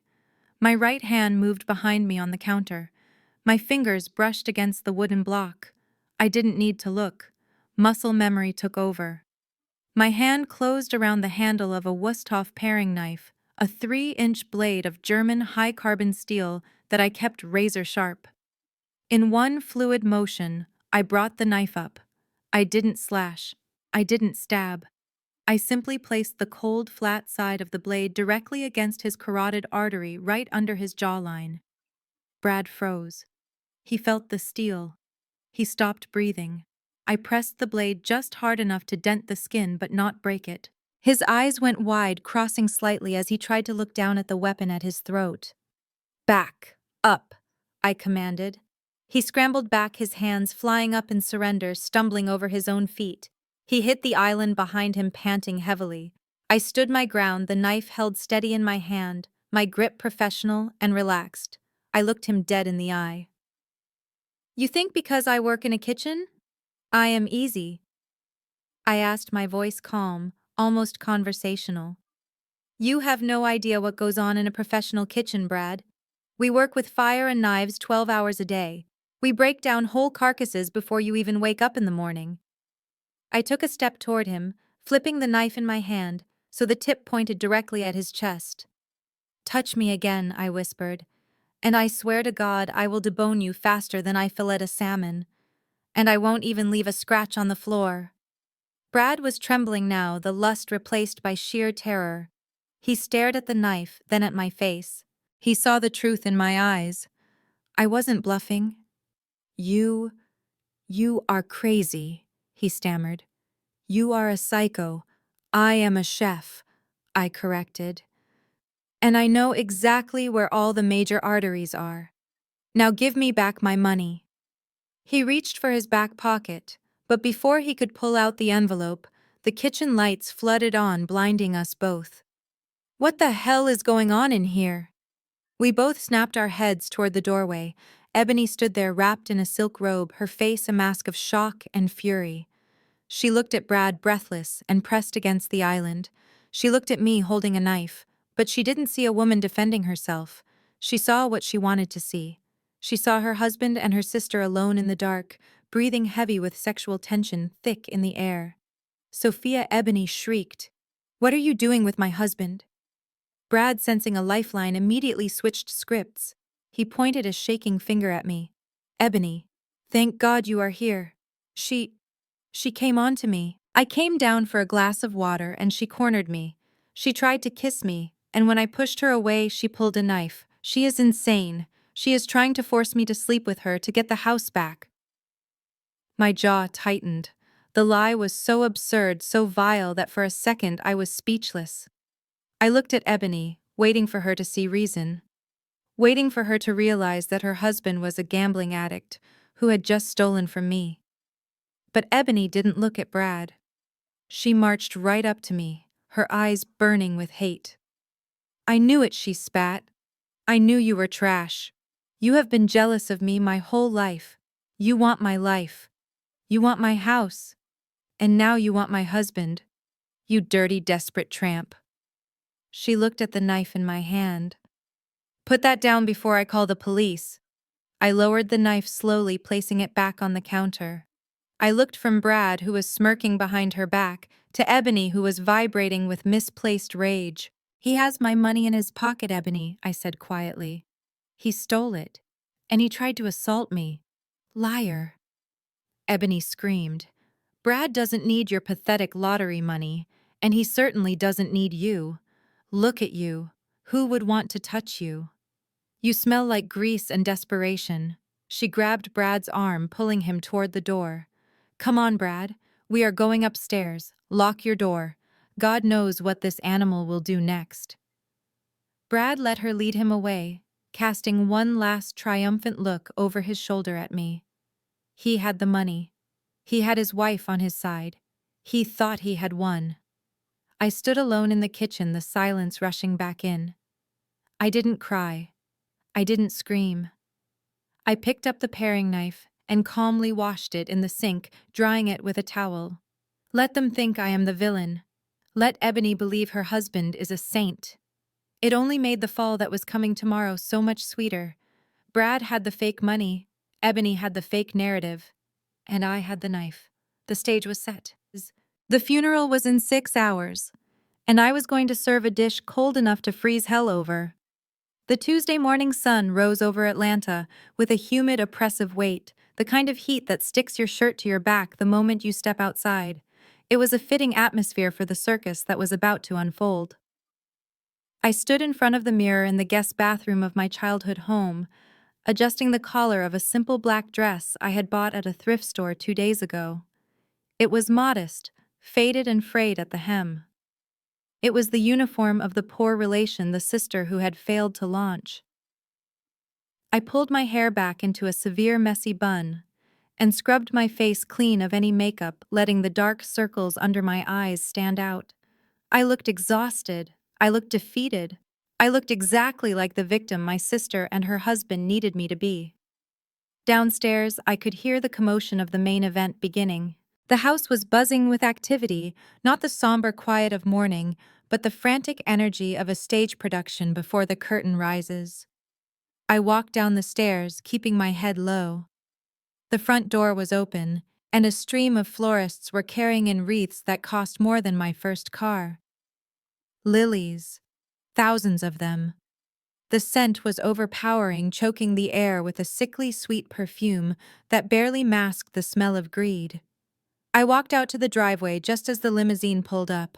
It was a stretch Hummer, black and obnoxious, blocking the entire street. And then she emerged. Ebony stepped out of the house like she was walking a runway in Milan. I had to physically bite my tongue to keep from laughing. She was wearing a vintage Chanel skirt suit, black tweed with gold buttons, paired with a fascinator hat, with a black veil that covered her eyes. It was stunning. It was elegant.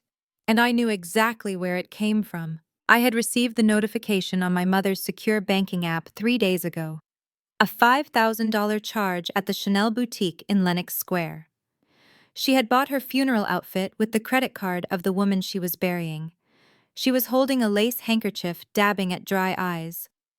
Behind her, Brad adjusted his tie. He was wearing a new suit too likely charged to the same account. He looked less like a grieving son-in-law and more like a candidate running for office. He checked his watch, then his phone, then his watch again. He was counting down the hours until the wire transfer. We drove to the church in a convoy. I was not invited into the limo. I followed behind an old Betsy, my rusted truck rattling and coughing, creating a plume of black smoke that seemed to offend the pristine luxury of the funeral procession. We arrived at the church, a massive historic building with stained glass windows that had seen generations of Atlanta's elite. Today, however, it felt less like a house of God and more like a boardroom. The parking lot was full of luxury sedans, Mercedes, BMWs, Lexuses. I parked my truck in the far back corner between a dumpster and a hedges, trying to make myself invisible.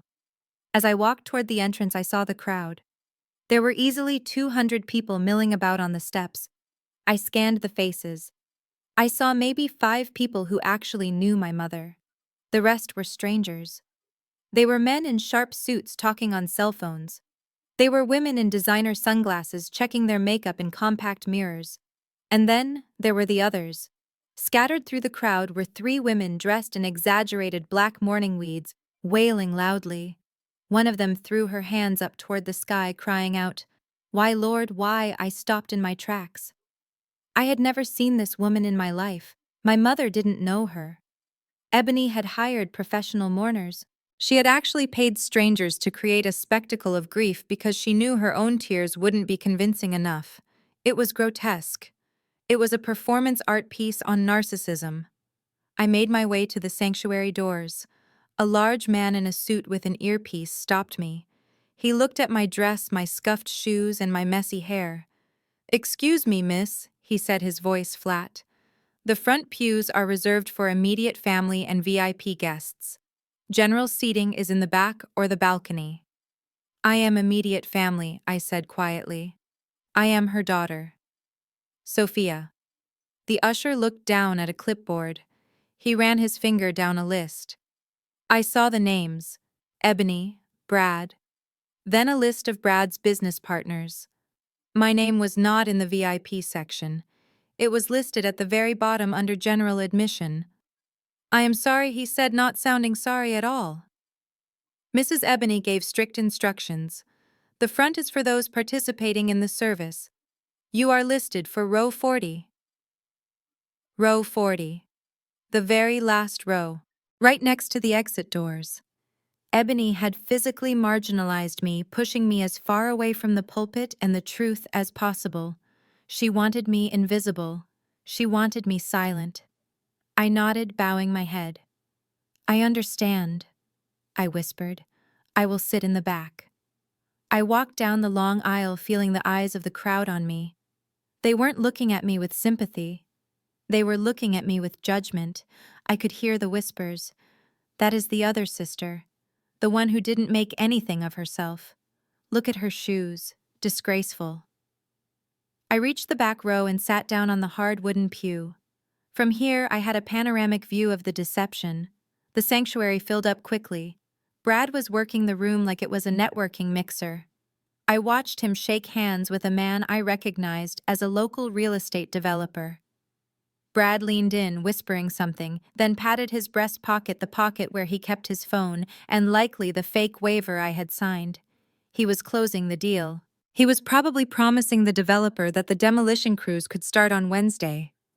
He laughed at something the man said, a little too loud for a funeral, then quickly composed himself into a mask of solemnity when he noticed the pastor watching. Ebony sat in the front row center seat. She was flanked by the hired wailers who were now humming a low, mournful tune. On the pedestal in front of the altar sat a golden urn. It was shiny, gaudy, and completely empty. Or perhaps it contained the ashes from the fireplace, as I had joked to myself earlier. The absurdity of weeping over a jar of soot, while the living woman sat in a hotel room 5 miles away, was almost too much to bear. I placed my oversized purse on the pew next to me. Inside, concealed beneath a scarf, was my iPad. It was already connected to the church's audiovisual system. I had spent an hour 2 nights ago hacking into their Bluetooth network, which still used the factory default password. The password was literally admin. People who underestimate security deserve what they get, just like people who underestimate their quiet, obedient sisters. The organ music swelled a deep, resonant chord that vibrated in my chest. The chatter died down. The heavy oak doors at the back of the church were pulled shut, sealing us in. The air was cool, conditioned, and smelled of lilies and lies. I watched Brad sit down next to Ebony. He put his arm around her, whispering in her ear. From the back, it looked like a gesture of comfort. But knowing Brad, he was probably whispering, "Is the wire set up? Did you confirm the routing number?" Ebony nodded, leaning her head on his shoulder. They looked like the perfect couple. The grieving daughter and the supportive husband. The victors. I reached into my pocket and pulled out my phone. My hands were steady. My heart was beating slow and rhythmic like a war drum. I opened my encrypted messaging app. I tapped on the contact saved as the Queen. I looked up one last time at the golden urn, then at the backs of the heads of the people who had come to feast on my mother's legacy. They thought this was the end of the story. They thought they were witnessing the final chapter of Viola Davis. They had no idea they were sitting in the splash zone. I looked down at my screen and typed a single word. Showtime. I hit send. I saw the 3 dots appear on the screen as the message was delivered. Then a thumbs up emoji appeared in response. I slipped the phone back into my pocket and sat back, crossing my legs. The pastor stepped up to the pulpit, adjusting his glasses. "Dearly beloved," he began, his voice booming. "We are gathered here today to mourn the passing of a pillar of our community." I smiled. "No, pastor. We are gathered here for an execution, and the first head is about to roll." The pastor stepped aside, his face a mask of practiced solemnity, and gestured for Ebony to take the stage. The organ music faded into a soft, mournful hum. My sister stood up from the front pew, smoothing the skirt of her Chanel suit. She took a moment to compose herself, dabbing at her dry eyes with the lace handkerchief she had purchased with stolen money. She walked up the steps to the pulpit with the grace of a grieving angel, but I knew better. I was watching a predator ascend to its perch. The sanctuary fell silent. Every eye was fixed on her. She gripped the sides of the wooden podium, looking out at the sea of faces, and let out a shaky, shuddering breath that was amplified by the microphone. It was a masterclass in manipulation. My mother was a saint. Ebony began, her voice trembling just enough to sound heartbroken, but clear enough to be heard in the back row. She was the light of this family. And these past few weeks, they have been the hardest of my life. I sat in the back row, my hands folded in my lap, feeling a cold rage settle in my chest. I watched as she spun a web of lies so thick it threatened to suffocate everyone in the room. I remember the nights at the hospital. Ebony continued looking up toward the stained glass ceiling. I remember sitting by her bedside, holding her hand as the machines beeped. I remember wiping her brow when the fever took her. I was exhausted. I was terrified. But I could not leave her side. I promised her I would be there until the very end. I clenched my jaw so hard my teeth ached. Hospital Mom hadn't been in a hospital in 5 years. While Ebony claimed to be wiping Mom's brow, she was actually posting photos of her brunch in Paris on Instagram. While she claimed to be holding Mom's hand, she was ignoring my calls asking for help with the medical bills I was paying out of my own pocket. The audacity was breathtaking. She was rewriting history in real time, painting herself as the martyr and the savior, erasing every sacrifice I had ever made. She talked for 10 minutes. She told stories that never happened. She described conversations that never took place.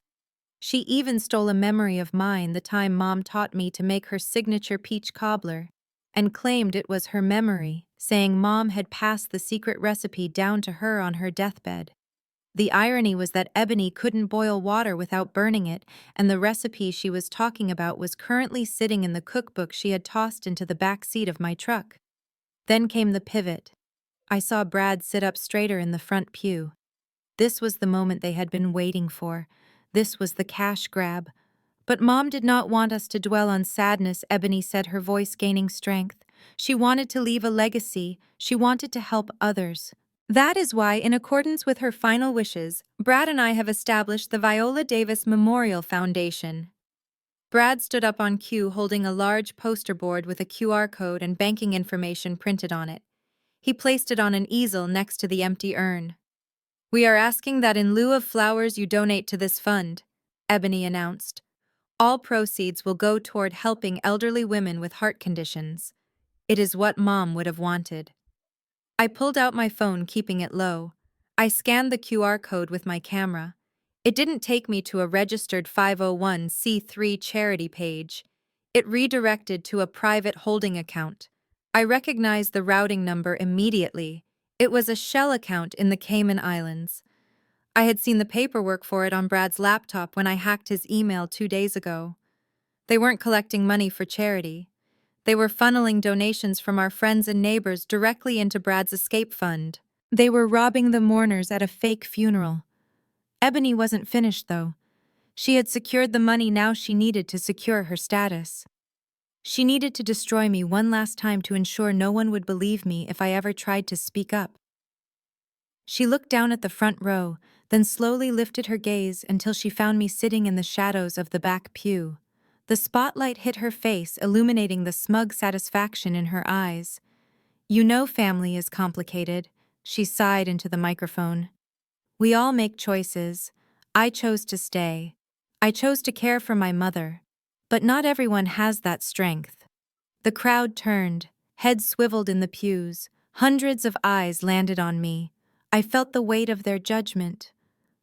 "My sister Sophia is here today," Ebony said, her voice dripping with fake sympathy.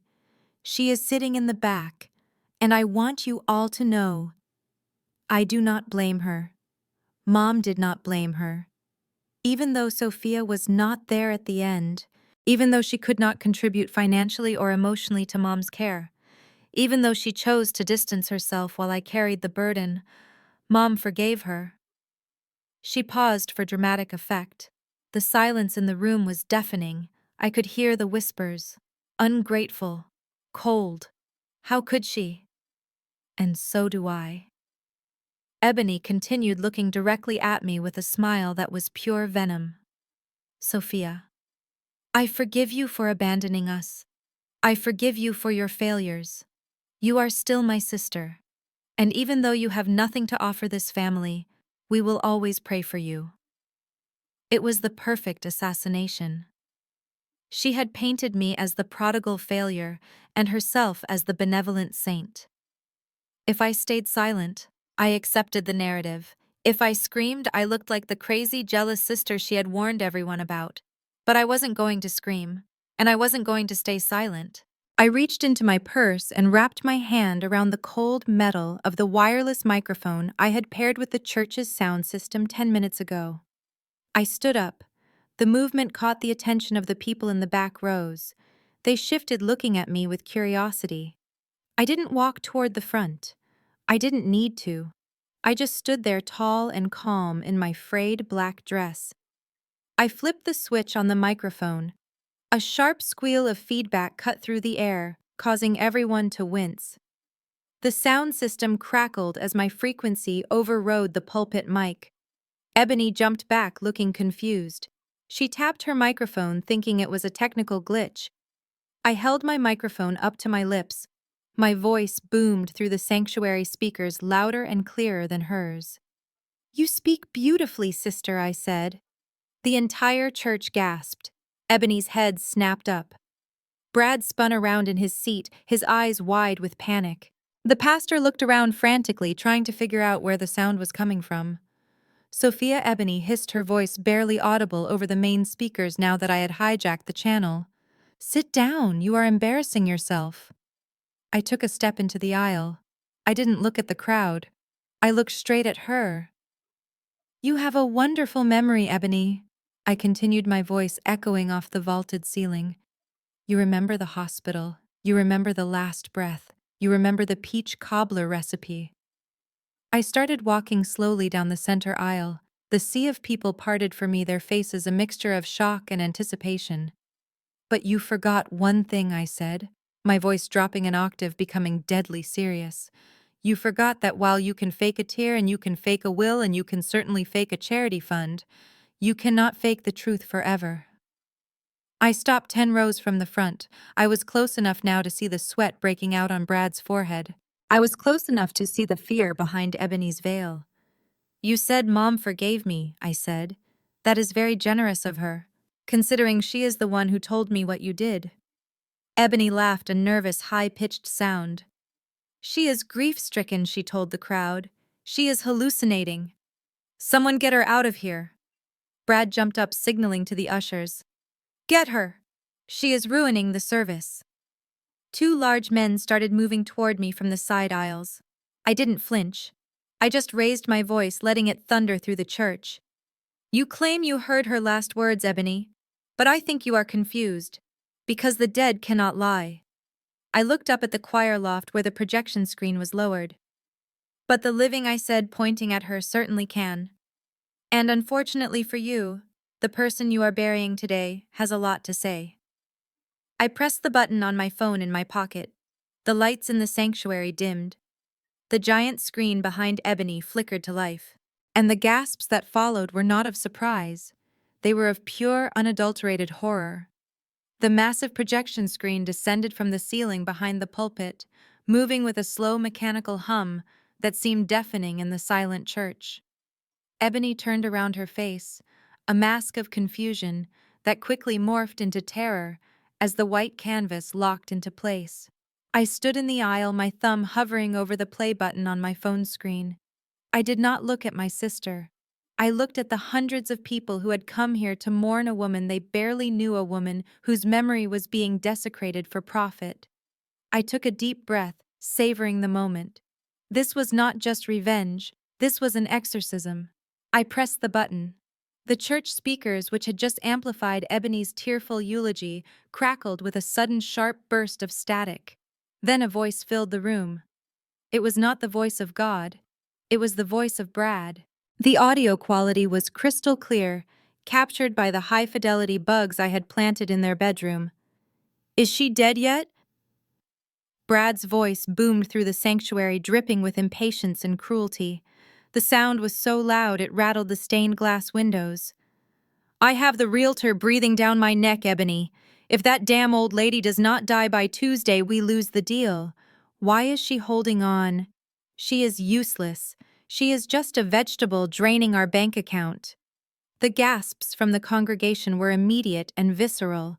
A woman in the second row covered her mouth with a gloved hand. The pastor's jaw dropped, but the audio kept playing. Ebony's voice answered him on the recording, sounding bored and irritated. "Stop whining, Brad. I handled it. Dr. Sterling is on board. Nature just needs a little push. Once she is gone, we get the insurance payout and the house. Just make sure you do not screw up the wire transfer." Brad stood up in the front pew, his face draining of all color. He looked like a ghost. He waved his hands frantically at the sound booth in the balcony. "Turn it off!" he screamed, his voice cracking. "Turn it off! It is a fake! It is AI! She generated it." But the sound technician was not at the controls. I had locked the booth remotely, and I wasn't done. On the giant screen, the image shifted. It was no longer a blank white square. It was a high-definition video. The timestamp in the corner read 2 days ago. The location was unmistakably the office of Dr. Marcus Sterling at Sunny Meadows. The lighting was harsh and fluorescent, illuminating every pore on their faces. The video showed Ebony sitting across from the doctor. She was not crying. She was not grieving. She was smiling. She looked radiant, in fact. She was holding a pen hovering over a document that was clearly marked Certificate of Death. So Dr. Sterling said on the screen, leaning back in his chair with a smug grin. The time of death is recorded as 7:42 p.m. Cause of death: myocardial infarction. Clean. Simple. No autopsy required. Ebony laughed. It was a sound that chilled the blood of everyone in the church. It was a cackle of pure, unadulterated greed. She signed the paper with a flourish, dotting the I in her name, with a little heart. Thank God, the video, Ebony said, tossing the pen onto the desk. I thought she would never go. Do you know how much debt we are in, Marcus? This piece of paper is my freedom. Ding dong, the witch is dead. On screen, she high-fived the doctor. Real-time, Ebony let out a shriek that sounded like a wounded animal. She lunged toward the screen as if she could physically tear the image down. No, that is not real. That is a deep fake. She is framing me. But the damage was done. The visual evidence was undeniable. The way she laughed, the way she looked at the death certificate like it was a winning lottery ticket, it was too specific, too raw to be manufactured. The sanctuary erupted into chaos. It wasn't the polite murmuring of a scandalized crowd. It was an uproar. People were standing up, pointing, shouting. The professional mourners Ebony had hired stopped wailing and looked at each other, confused about whether they should keep acting or ask for their checks. I watched the fallout with cold detachment. I saw the real estate developer, the man Brad had been whispering to just minutes ago, stand up abruptly. He looked at Brad with a mixture of disgust and professional horror. He didn't say a word. He just buttoned his jacket, shook his head, and walked briskly toward the exit. He was followed by 3 other men in suits, Brad's investors. Brad saw them leaving. He tried to run after them, stumbling over the legs of the people in the pew. Wait, Mike John. Listen to me. It is a misunderstanding. She is crazy. Do not leave. We have a deal.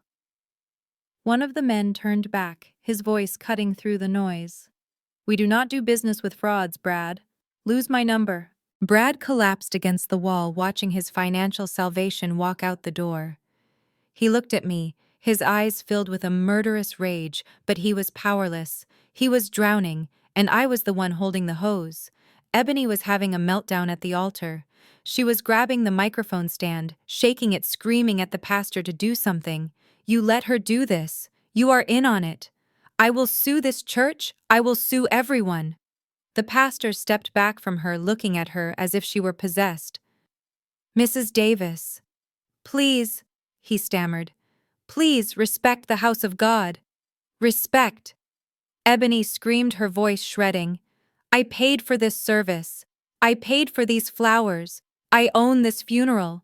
I walked forward. I moved slowly, deliberately down the center aisle. The crowd parted for me, not out of judgment this time, but out of fear and awe. I was the angel of vengeance, and I had the floor. I walked right up to the altar, past the sobbing, screaming mess that was my sister, past the defeated heap that was my brother-in-law. I stopped in front of the golden urn. It sat there on its velvet pedestal, gleaming under the lights, the centerpiece of their great deception. I reached out and placed my hand on the cold metal of the urn. Ebony stopped screaming. She stared at me, her chest heaving. Get your hands off that, she hissed. Do not touch her. You have no right. I looked at her. I looked deep into her eyes, seeing the fear behind the madness.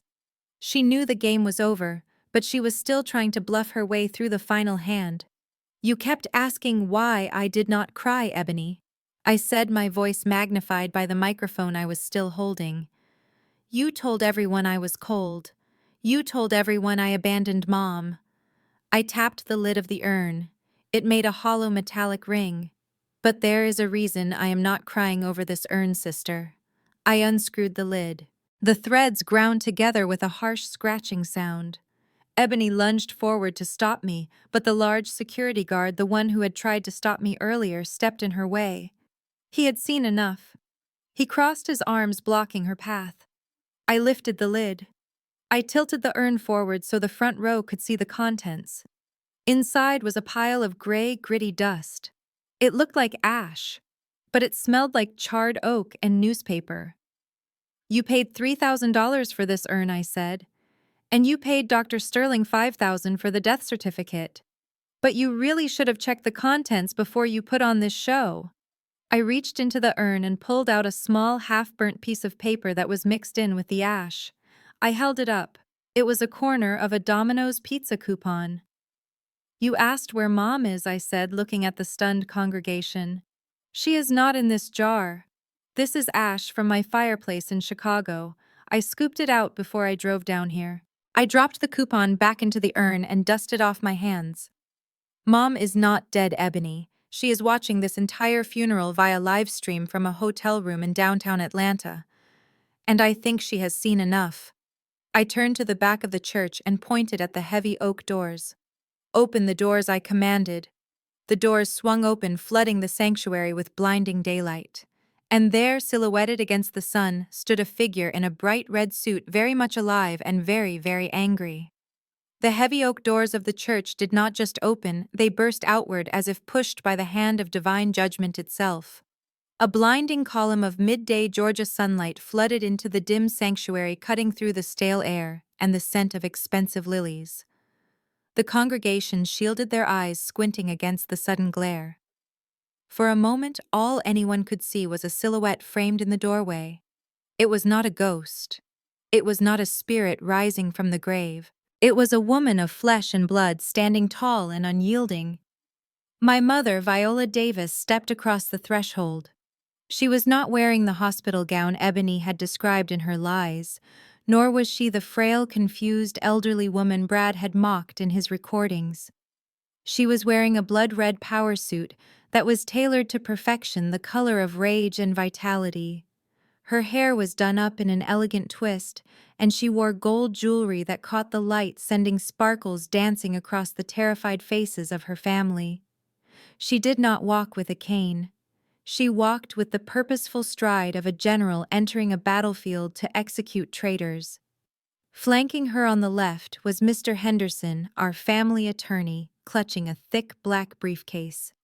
On her right walked the chief of the Atlanta Police Department, his badge gleaming on his chest, followed closely by 4 uniformed officers. The sound of their footsteps on the marble floor of the foyer echoed like gunshots, click-clack, click-clack, the rhythm of impending doom. The silence in the church was absolute. No one breathed, no one moved. Even the air conditioning seemed to pause in reverence. The only sound was the steady approach of the woman who was supposed to be in the urn. I watched Ebony from my vantage point in the aisle. Her face had gone from a mask of fury to a sheet of pure white terror. Her mouth opened and closed, but no sound came out. She looked like a fish pulled from the water, gasping for oxygen that was no longer there. She gripped the pulpit so hard, her knuckles turned blue. She was watching her nightmare walk toward her in high heels. Viola did not look at the crowd. She did not look at me. Her eyes were locked on her eldest daughter, the golden child, who had tried to bury her alive. Mom walked down the center aisle, passing the rows of stunned onlookers. As she passed the pews, people actually shrank back, pressing themselves against the wood, as if afraid that her righteous anger might burn them if they got too close. She reached the front of the church. She walked up the 3 steps to the altar platform. She stood toe-to-toe with Ebony. The height difference was negligible, but in that moment my mother looked 10 feet tall, while Ebony looked like a shrinking child. "Mom," Ebony whispered, her voice barely a squeak. "Mom, is that you?" My mother did not answer with words. Not yet.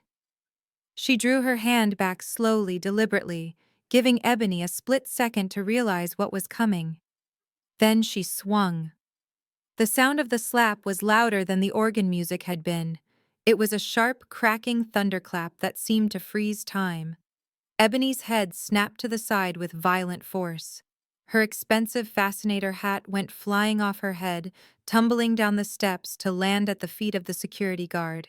A collective gasp sucked the air out of the room. My mother grabbed Ebony by the chin, forcing her to look her in the eye. "You thought I was dead?" Mom asked, her voice low and dangerous, magnified by the microphone Ebony was still standing near. "You told these people I was dead, Mom. I can explain." Ebony stammered, tears of genuine pain streaming down her face, now mixed with the ruin of her makeup. "I thought—" Dr. Sterling said. "Dr. Sterling is in handcuffs right now." Mom cut her off. "And you are next. I am not dead yet, little girl, but you have already sold my house. You have already looted my jewelry box. You have already spent my retirement money to buy that ridiculous suit you are wearing." Mom released her chin with a shove, causing Ebony to stumble back against the pulpit. "Did you think I would not find out?" Mom demanded, her voice rising, filling the sanctuary with the power of a matriarch scorned. "Did you think you could erase 50 years of my life with a fake piece of paper and a pizza coupon in a jar? You are not grieving me, Ebony. You are grieving the money you are never going to touch. You are taking my life savings to pay for your husband's mistakes." At the mention of her husband, Ebony's eyes darted to the front pew, but the seat was empty. Brad had taken advantage of the shock of the slap to make his move. He was crouched low, scurrying like a rat toward the side exit near the choir loft. He was trying to slip out the fire door, hoping to disappear into the parking lot and drive away in his leased BMW before the reality of his crimes caught up with him. He pushed the crash bar on the door, throwing his shoulder against it. The door flew open. But instead of freedom, Brad found himself staring into the chests of two large police officers who were waiting just outside. They had secured the perimeter 10 minutes ago. "Going somewhere, Mr. Davis?" the chief of police boomed from the center aisle. Brad stumbled back into the sanctuary, his hands raised in a pathetic gesture of surrender. "No, I was just getting some air. My heart. I feel faint." "Save the acting for the jury," the chief said, signaling his men. The officers marched into the church, grabbing Brad by the arms. They dragged him to the center of the room, forcing him to kneel right in front of the altar, right in front of the woman he had wished dead. Ebony, seeing her husband in custody, let out a wail of despair. "Mom, please." "It was him. It was all Brad. He made me do it. He owes money to bad people, Mom. They were going to hurt us. I had to do it." My mother looked down at her daughter with eyes that were no longer angry, but filled with a profound, icy disappointment. That was the worst part. Anger implies passion. Disappointment implies that you are no longer worth the energy of emotion. "You did not have to do anything," Mom said quietly. "You could have come to me. You could have asked for help. But you chose to kill me instead. You chose greed over blood." Mr. Henderson stepped forward, opening his briefcase. He pulled out a stack of documents stamped with the official seal of the Fulton County District Attorney. He handed them to the police chief. Ebony Davis and Bradley Davis, the chief, announced, his voice projecting to the back of the room, ensuring every witness heard the charges. "You are hereby under arrest." "For what?" Ebony shrieked, clinging to the pulpit. "This is a family matter." The chief began to read from the warrant, and the list was long and devastating. Count 1, conspiracy to commit murder. Count 2, insurance fraud in the first degree. Count 3, forgery of medical documents. Count 4, wire fraud. Count 5, elder abuse and financial exploitation. The officers moved in on Ebony. They pulled her hands behind her back. The sound of the handcuffs clicking shut was the final note in her symphony of lies. It was a cold, mechanical sound that signaled the end of her life as she knew it. Brad was crying now, sobbing openly on the floor, snot running down his face. "I am sorry, Viola. I am sorry. I have a gambling problem. I need help." My mother looked down at him. "You do need help, Brad. And you will get it. The state penitentiary has excellent programs for people who like to dig holes they cannot climb out of." The police hauled them up. Ebony was thrashing, trying to kick the officers, screaming about her rights, screaming about her status. My Chanel. You are ruining my Chanel, she yelled as they dragged her down the steps. As they were led past me down the center aisle towards the waiting squad cars, Ebony locked eyes with me one last time. Her face was twisted into a mask of pure hatred. You! She screamed, spitting in my direction. You did this! You witch! You ruined everything! I stood calm and still watching her get dragged away. I did not yell back. I did not gloat. I simply raised my hand and gave her a small, polite wave. The same wave you give to a guest who has overstayed their welcome. I did not ruin anything, sister, I said softly, though she could not hear me over her own screaming. I just turned on the lights. The church was silent again, save for the distant sound of sirens. My mother stood at the altar alone. She looked tired. The adrenaline was fading, leaving behind the heavy weight of a mother who had just sent her child to prison. She looked at the empty urn. Then she looked at me. We locked eyes across the distance. There was no need for words. We had won. But as the police lights flashed red and blue through the open doors, illuminating the dust motes dancing in the air, I knew that the cleanup was just beginning. The war was over, but the battlefield was covered in the wreckage of a family that had been built on a foundation of sand. And I was the only one left standing with a shovel ready to bury the past for good. The fluorescent lights of the precinct interrogation room hummed with a low, maddening buzz that seemed to drill directly into the skull. It was a stark contrast to the orchestrated lighting of the church, but for my sister and her husband, it was the spotlight they finally deserved. I stood behind the one-way mirror in the observation room, standing shoulder to shoulder with my mother and Detective Miller. We watched the feeds from two separate rooms. On the left monitor was Brad. On the right was Ebony. They had been separated the moment they were shoved into the squad cars, and the isolation was already tearing them apart. In room A, Brad was a puddle of sweat and nervous tics. He had loosened his tie and was pacing the small metal cage like a trapped rat. He did not wait for his lawyer. He did not wait for a deal. He started talking the moment the detective offered him a cup of lukewarm water. He was desperate not just to stay out of prison, but ironically to stay inside it. It was her idea, Brad blurted out, slamming his hand on the metal table. His voice cracked through the speaker system. Ebony set it up. She knew the medical terminology. She knew Dr. Sterling from college. I just went along with it because I love my wife. You have to believe me. I am a victim here. She is manipulative. She threatened to leave me if I did not help her secure the house. Detective Miller leaned into the microphone. But you were the one pushing the sale, Brad. We have the audio. You were the one talking to the cash buyer. Brad crumbled, dropping his head into his hands. He began to weep, but they were not tears of remorse.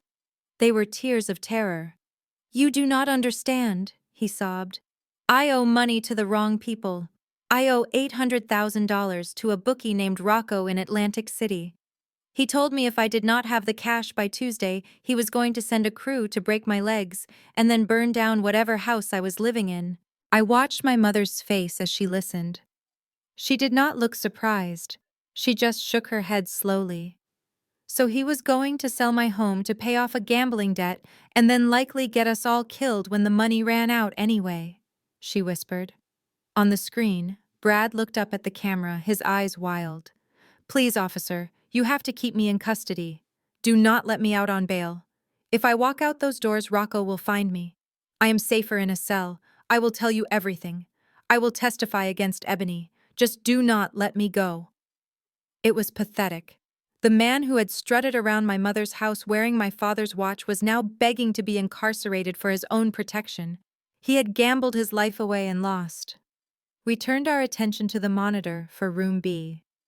Ebony was handling the pressure differently. She sat rigid in her chair, her ruined Chanel suit still stained with sweat and tears. She was fixing her hair in the reflection of the two-way mirror, unaware that we were watching her every move. She was rehearsing. I could see her lips moving, practicing her expressions, trying to find the perfect angle of victimhood. When the door opened and Detective Miller walked in, she immediately burst into tears. It was a flawless performance. I want to see my mother, she wailed. Please, I need to explain. Brad forced me into this. He is abusive. I was scared for my life. I only signed those papers because I was terrified of what he would do to Mom if I didn't. I was trying to protect her. My mother stiffened beside me. She reached for the door handle of the interrogation room. Are you sure, Mrs. Davis? The detective asked. You do not have to go in there. I need to finish this, Viola said, her voice like steel. We walked into the room together. When Ebony saw Mom, she let out a gasp of relief. She stood up, reaching out her handcuffed hands as if expecting a hug. Mom, oh, thank God. Tell them to let me go. Tell them it was all a misunderstanding. I was so lost without you. I made a mistake, Mom, a terrible mistake. But I am your daughter. I am your Ebony. She looked at me standing behind Mom, and her eyes narrowed for a second before she masked it. And Sophia. Sophia can tell you, I was under so much stress, I just wanted what was best for the family. Mom did not hug her. She did not sit down. She stood on the other side of the metal table looking down at the daughter she had raised, the daughter she had put through private school, the daughter she had loved with every fiber of her being. Sit down, Ebony, Mom commanded. Ebony sat confused by the coldness. Mom, you say you were protecting me. Mom asked, her voice deceptively calm. You say Brad forced you? Yes, Ebony cried. He is a monster, Mom. I am a victim. Mom reached into her purse. She did not pull out a tissue. She pulled out a thick, weathered file folder. It was old. The edges were yellowed with age. She tossed it onto the table. It landed with a heavy thud between them. Do you know what this is? Mom asked. Ebony looked at the folder. She shook her head. No. What is it? This is your father's medical file from the night he died 10 years ago, Mom said. The room went deadly silent. I felt a chill run down my spine. I remembered that night. I was 22. Dad had been in a coma after a stroke. We were told there was no brain activity. We were told it was time to let go. For 10 years I have kept this hidden. Mom continued, her voice trembling with suppressed rage. Because I did not want to believe it. I wanted to believe that my daughter was compassionate. I wanted to believe that you loved your father. What are you talking about? Ebony whispered, her face draining of color. I am talking about the DNR order, Mom said. The do not resuscitate order. The doctor told me that Dad had signed it weeks before the stroke. He showed me the signature. But I knew your father. He was a fighter. He wanted to live to see his grandchildren. Mom opened the folder, revealing a document signed in blue ink. I had the signature analyzed 3 years ago, Mom said. It was a forgery, Ebony, just like the death certificate you signed yesterday, just like the will you tried to pass off this morning. Ebony stopped breathing. She stared at the paper, unable to look away. You forged your dying father's signature to turn off his life support, Mom whispered, tears finally spilling from her eyes. You killed him. And you did it because the trust fund stipulated that you only got your payout upon his death. You wanted a new Mercedes and a condo in Midtown, so you pulled the plug on the man who taught you how to ride a bike. No, Ebony gasped, shaking her head violently. No, that is not true. He was suffering. He was recovering. Mom screamed, slamming her hand on the table. The doctor said he was showing signs of improvement. But you rushed it. You pressured the hospital. You killed him, Ebony. I stood frozen in the corner, my entire world tilted on its axis. I had always thought Dad's death was natural. I had grieved him thinking it was his time. But it wasn't. My sister had murdered our father for money just like she had tried to murder our mother. She wasn't just greedy, she was a sociopath. I have forgiven you for a lot of things, Mom said, her voice dropping back to a terrifying whisper. I forgave you for bullying Sophia. I forgave you for stealing from my purse when you were a teenager. But this... Mom leaned in close, her face inches from Ebony's. I do not have a daughter named Ebony. She died the night my husband did. You are just a stranger to me. A stranger who is going to spend the rest of her life in a cage where you cannot hurt anyone else.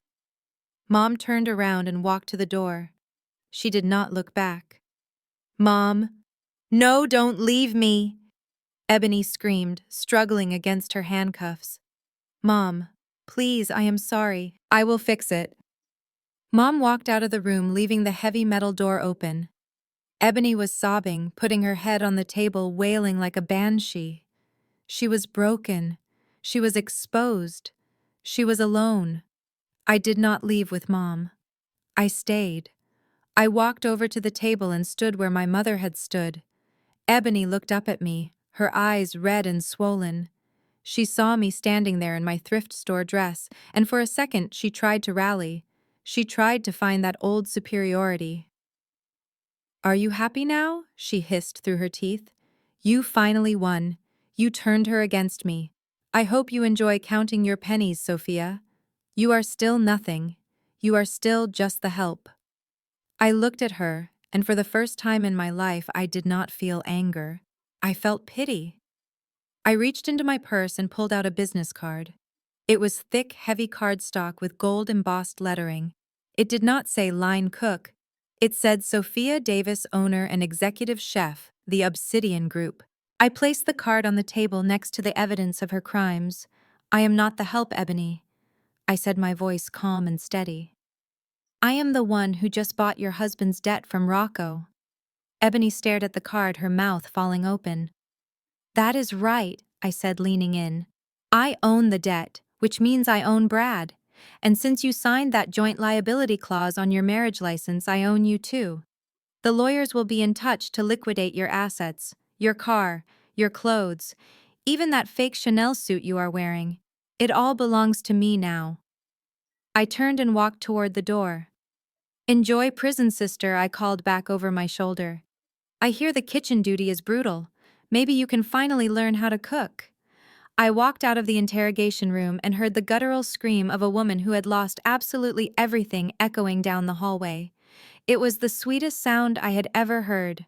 The slate was wiped clean. The revenge was complete. Now it was time to live. The heavy metal doors of the interrogation room clicked shut, sealing away the screaming remnants of my sister and her husband. But the business of the day was not quite finished. Mr. Henderson sat in the quiet conference room of the precinct, arranging a stack of documents on the table with the precision of a surgeon. My mother sat beside him, her face pale but composed, the red suit she wore now seeming like armor that had successfully deflected a fatal blow. She looked at me with a mixture of exhaustion and new curiosity, as if she was seeing her youngest daughter for the first time.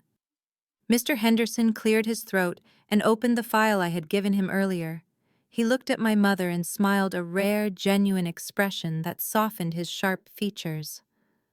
"Viola, there is one more matter we need to settle regarding the estate and the future of the house. As you know, the property is now valued at nearly $5 million due to the commercial rezoning." Mom nodded slowly, reaching for her water glass. "I know, Arthur.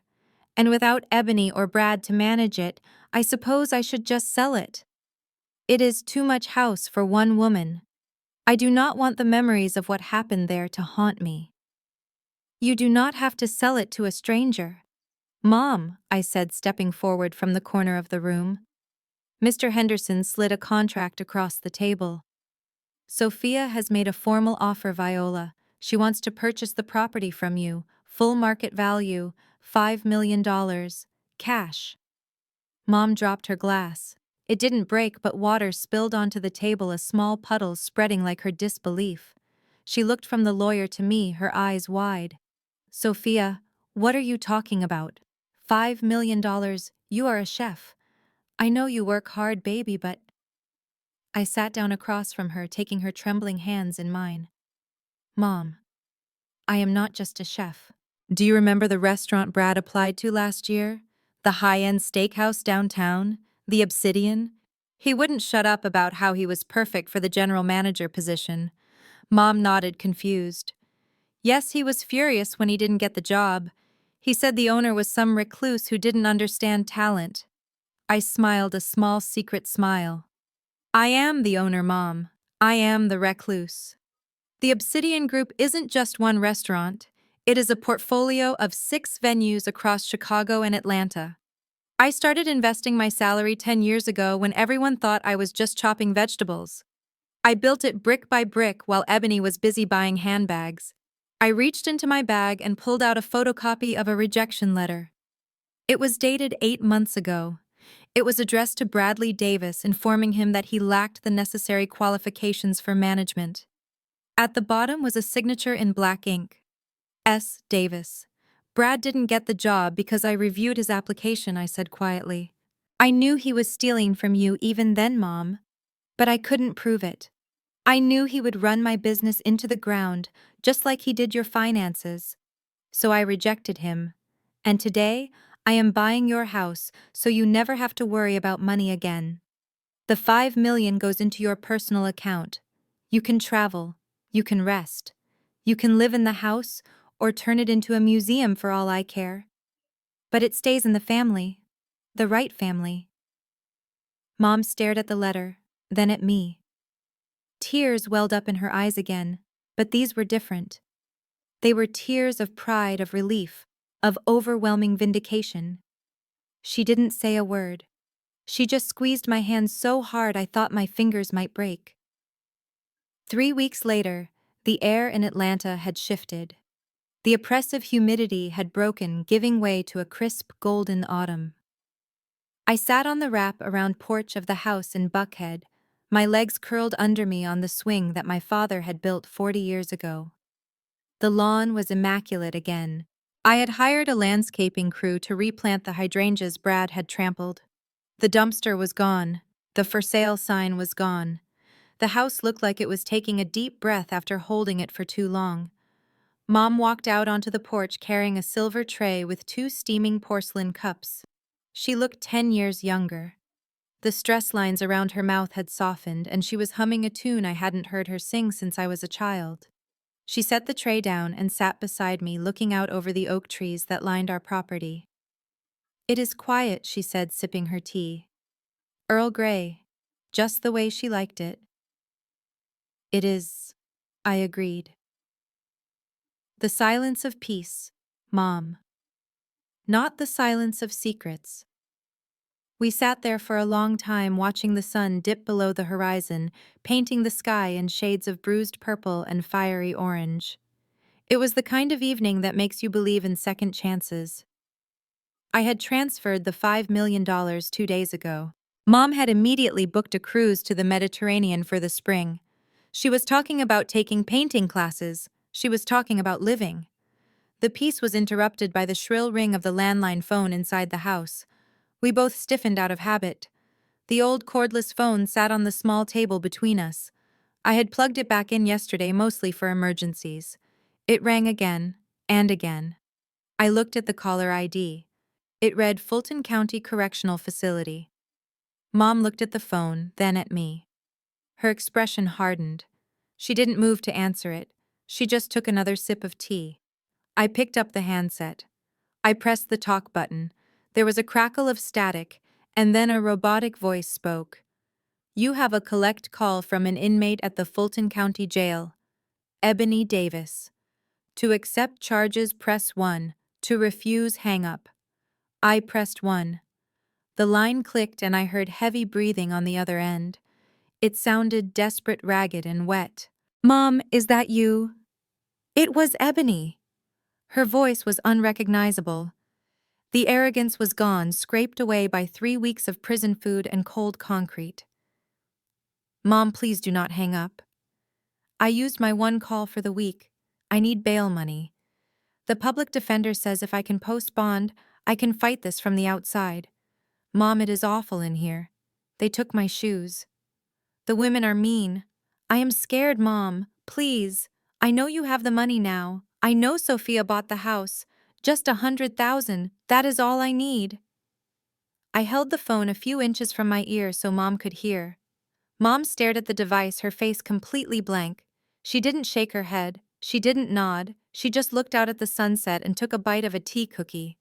She had already said her goodbye in that interrogation room. She had nothing left to say. I brought the phone back to my lips. Ebony, I said, my voice calm and bright like I was taking a dinner reservation. Sophia Ebony sounded confused. Put Mom on. I need to talk to Mom. Mom is busy enjoying her retirement, I said, watching my mother smile at a cardinal landing on the feeder. And as for the bail money, I am afraid there has been a slight administrative error in your calculations. What? What error? Ebony cried. Just ask her. She is my mother. She was your mother, I corrected gently. But you resigned from that position when you signed that death certificate. And as for the money, it is tied up. We are using it to remodel the kitchen. I am thinking of installing a pizza oven, in honor of the coupon you tried to bury her with. Sophia. You witch. You cannot leave me in here. Brad is testifying against me.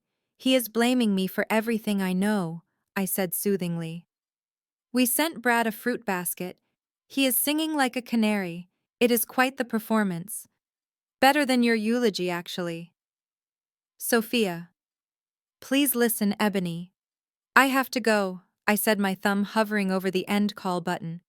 My tea is getting cold. And frankly, so is your trail. I will get out, I will come back. I do not think so, I said. But hey, look on the bright side. You always wanted a gated community with 24-hour security. Now you have one. Sophia. I am sorry, I whispered, leaning into the receiver. The number you have dialed has no inheritance. Please check the number and try again in 10 to 20 years. Good luck with the prison loaf. I clicked the button ending the call. The line went dead. The screaming stopped. I placed the phone back on the table. Mom reached over and patted my hand. Did she have anything important to say? Mom asked, looking at the clouds. No, I smiled, picking up my tea. Just a telemarketer selling guilt. I told them we are not buying. Mom laughed, a rich, full sound that echoed off the porch ceiling. We clinked our teacups together in the twilight. The house was safe. The villains were gone. And for the first time in a long time, the air tasted sweet. This journey taught me that blood makes you related, but loyalty makes you family. We cannot choose who we are born to, but we can certainly choose who we invite to our table. And sometimes the most loving thing you can do is let toxic people face the consequences of their own actions. If you have ever had to cut ties to save your own peace, let me know in the comments below. You are not alone, and you are stronger than you think. Hit like and subscribe for more stories from the kitchen of life, where the tea is always hot and the revenge is always served cold. This journey taught me that blood makes you related, but loyalty makes you family. We cannot choose our relatives, but we can choose who sits at our table. Sometimes the most self-loving act is allowing toxic people to face the consequences of their own greed. True success isn't just wealth. It is the peace of knowing your worth never depended on their validation. The best revenge is simply living a life they can no longer touch. If you have ever had to cut ties to save your peace, share your story in the comments. Hit like and subscribe for more revenge served cold.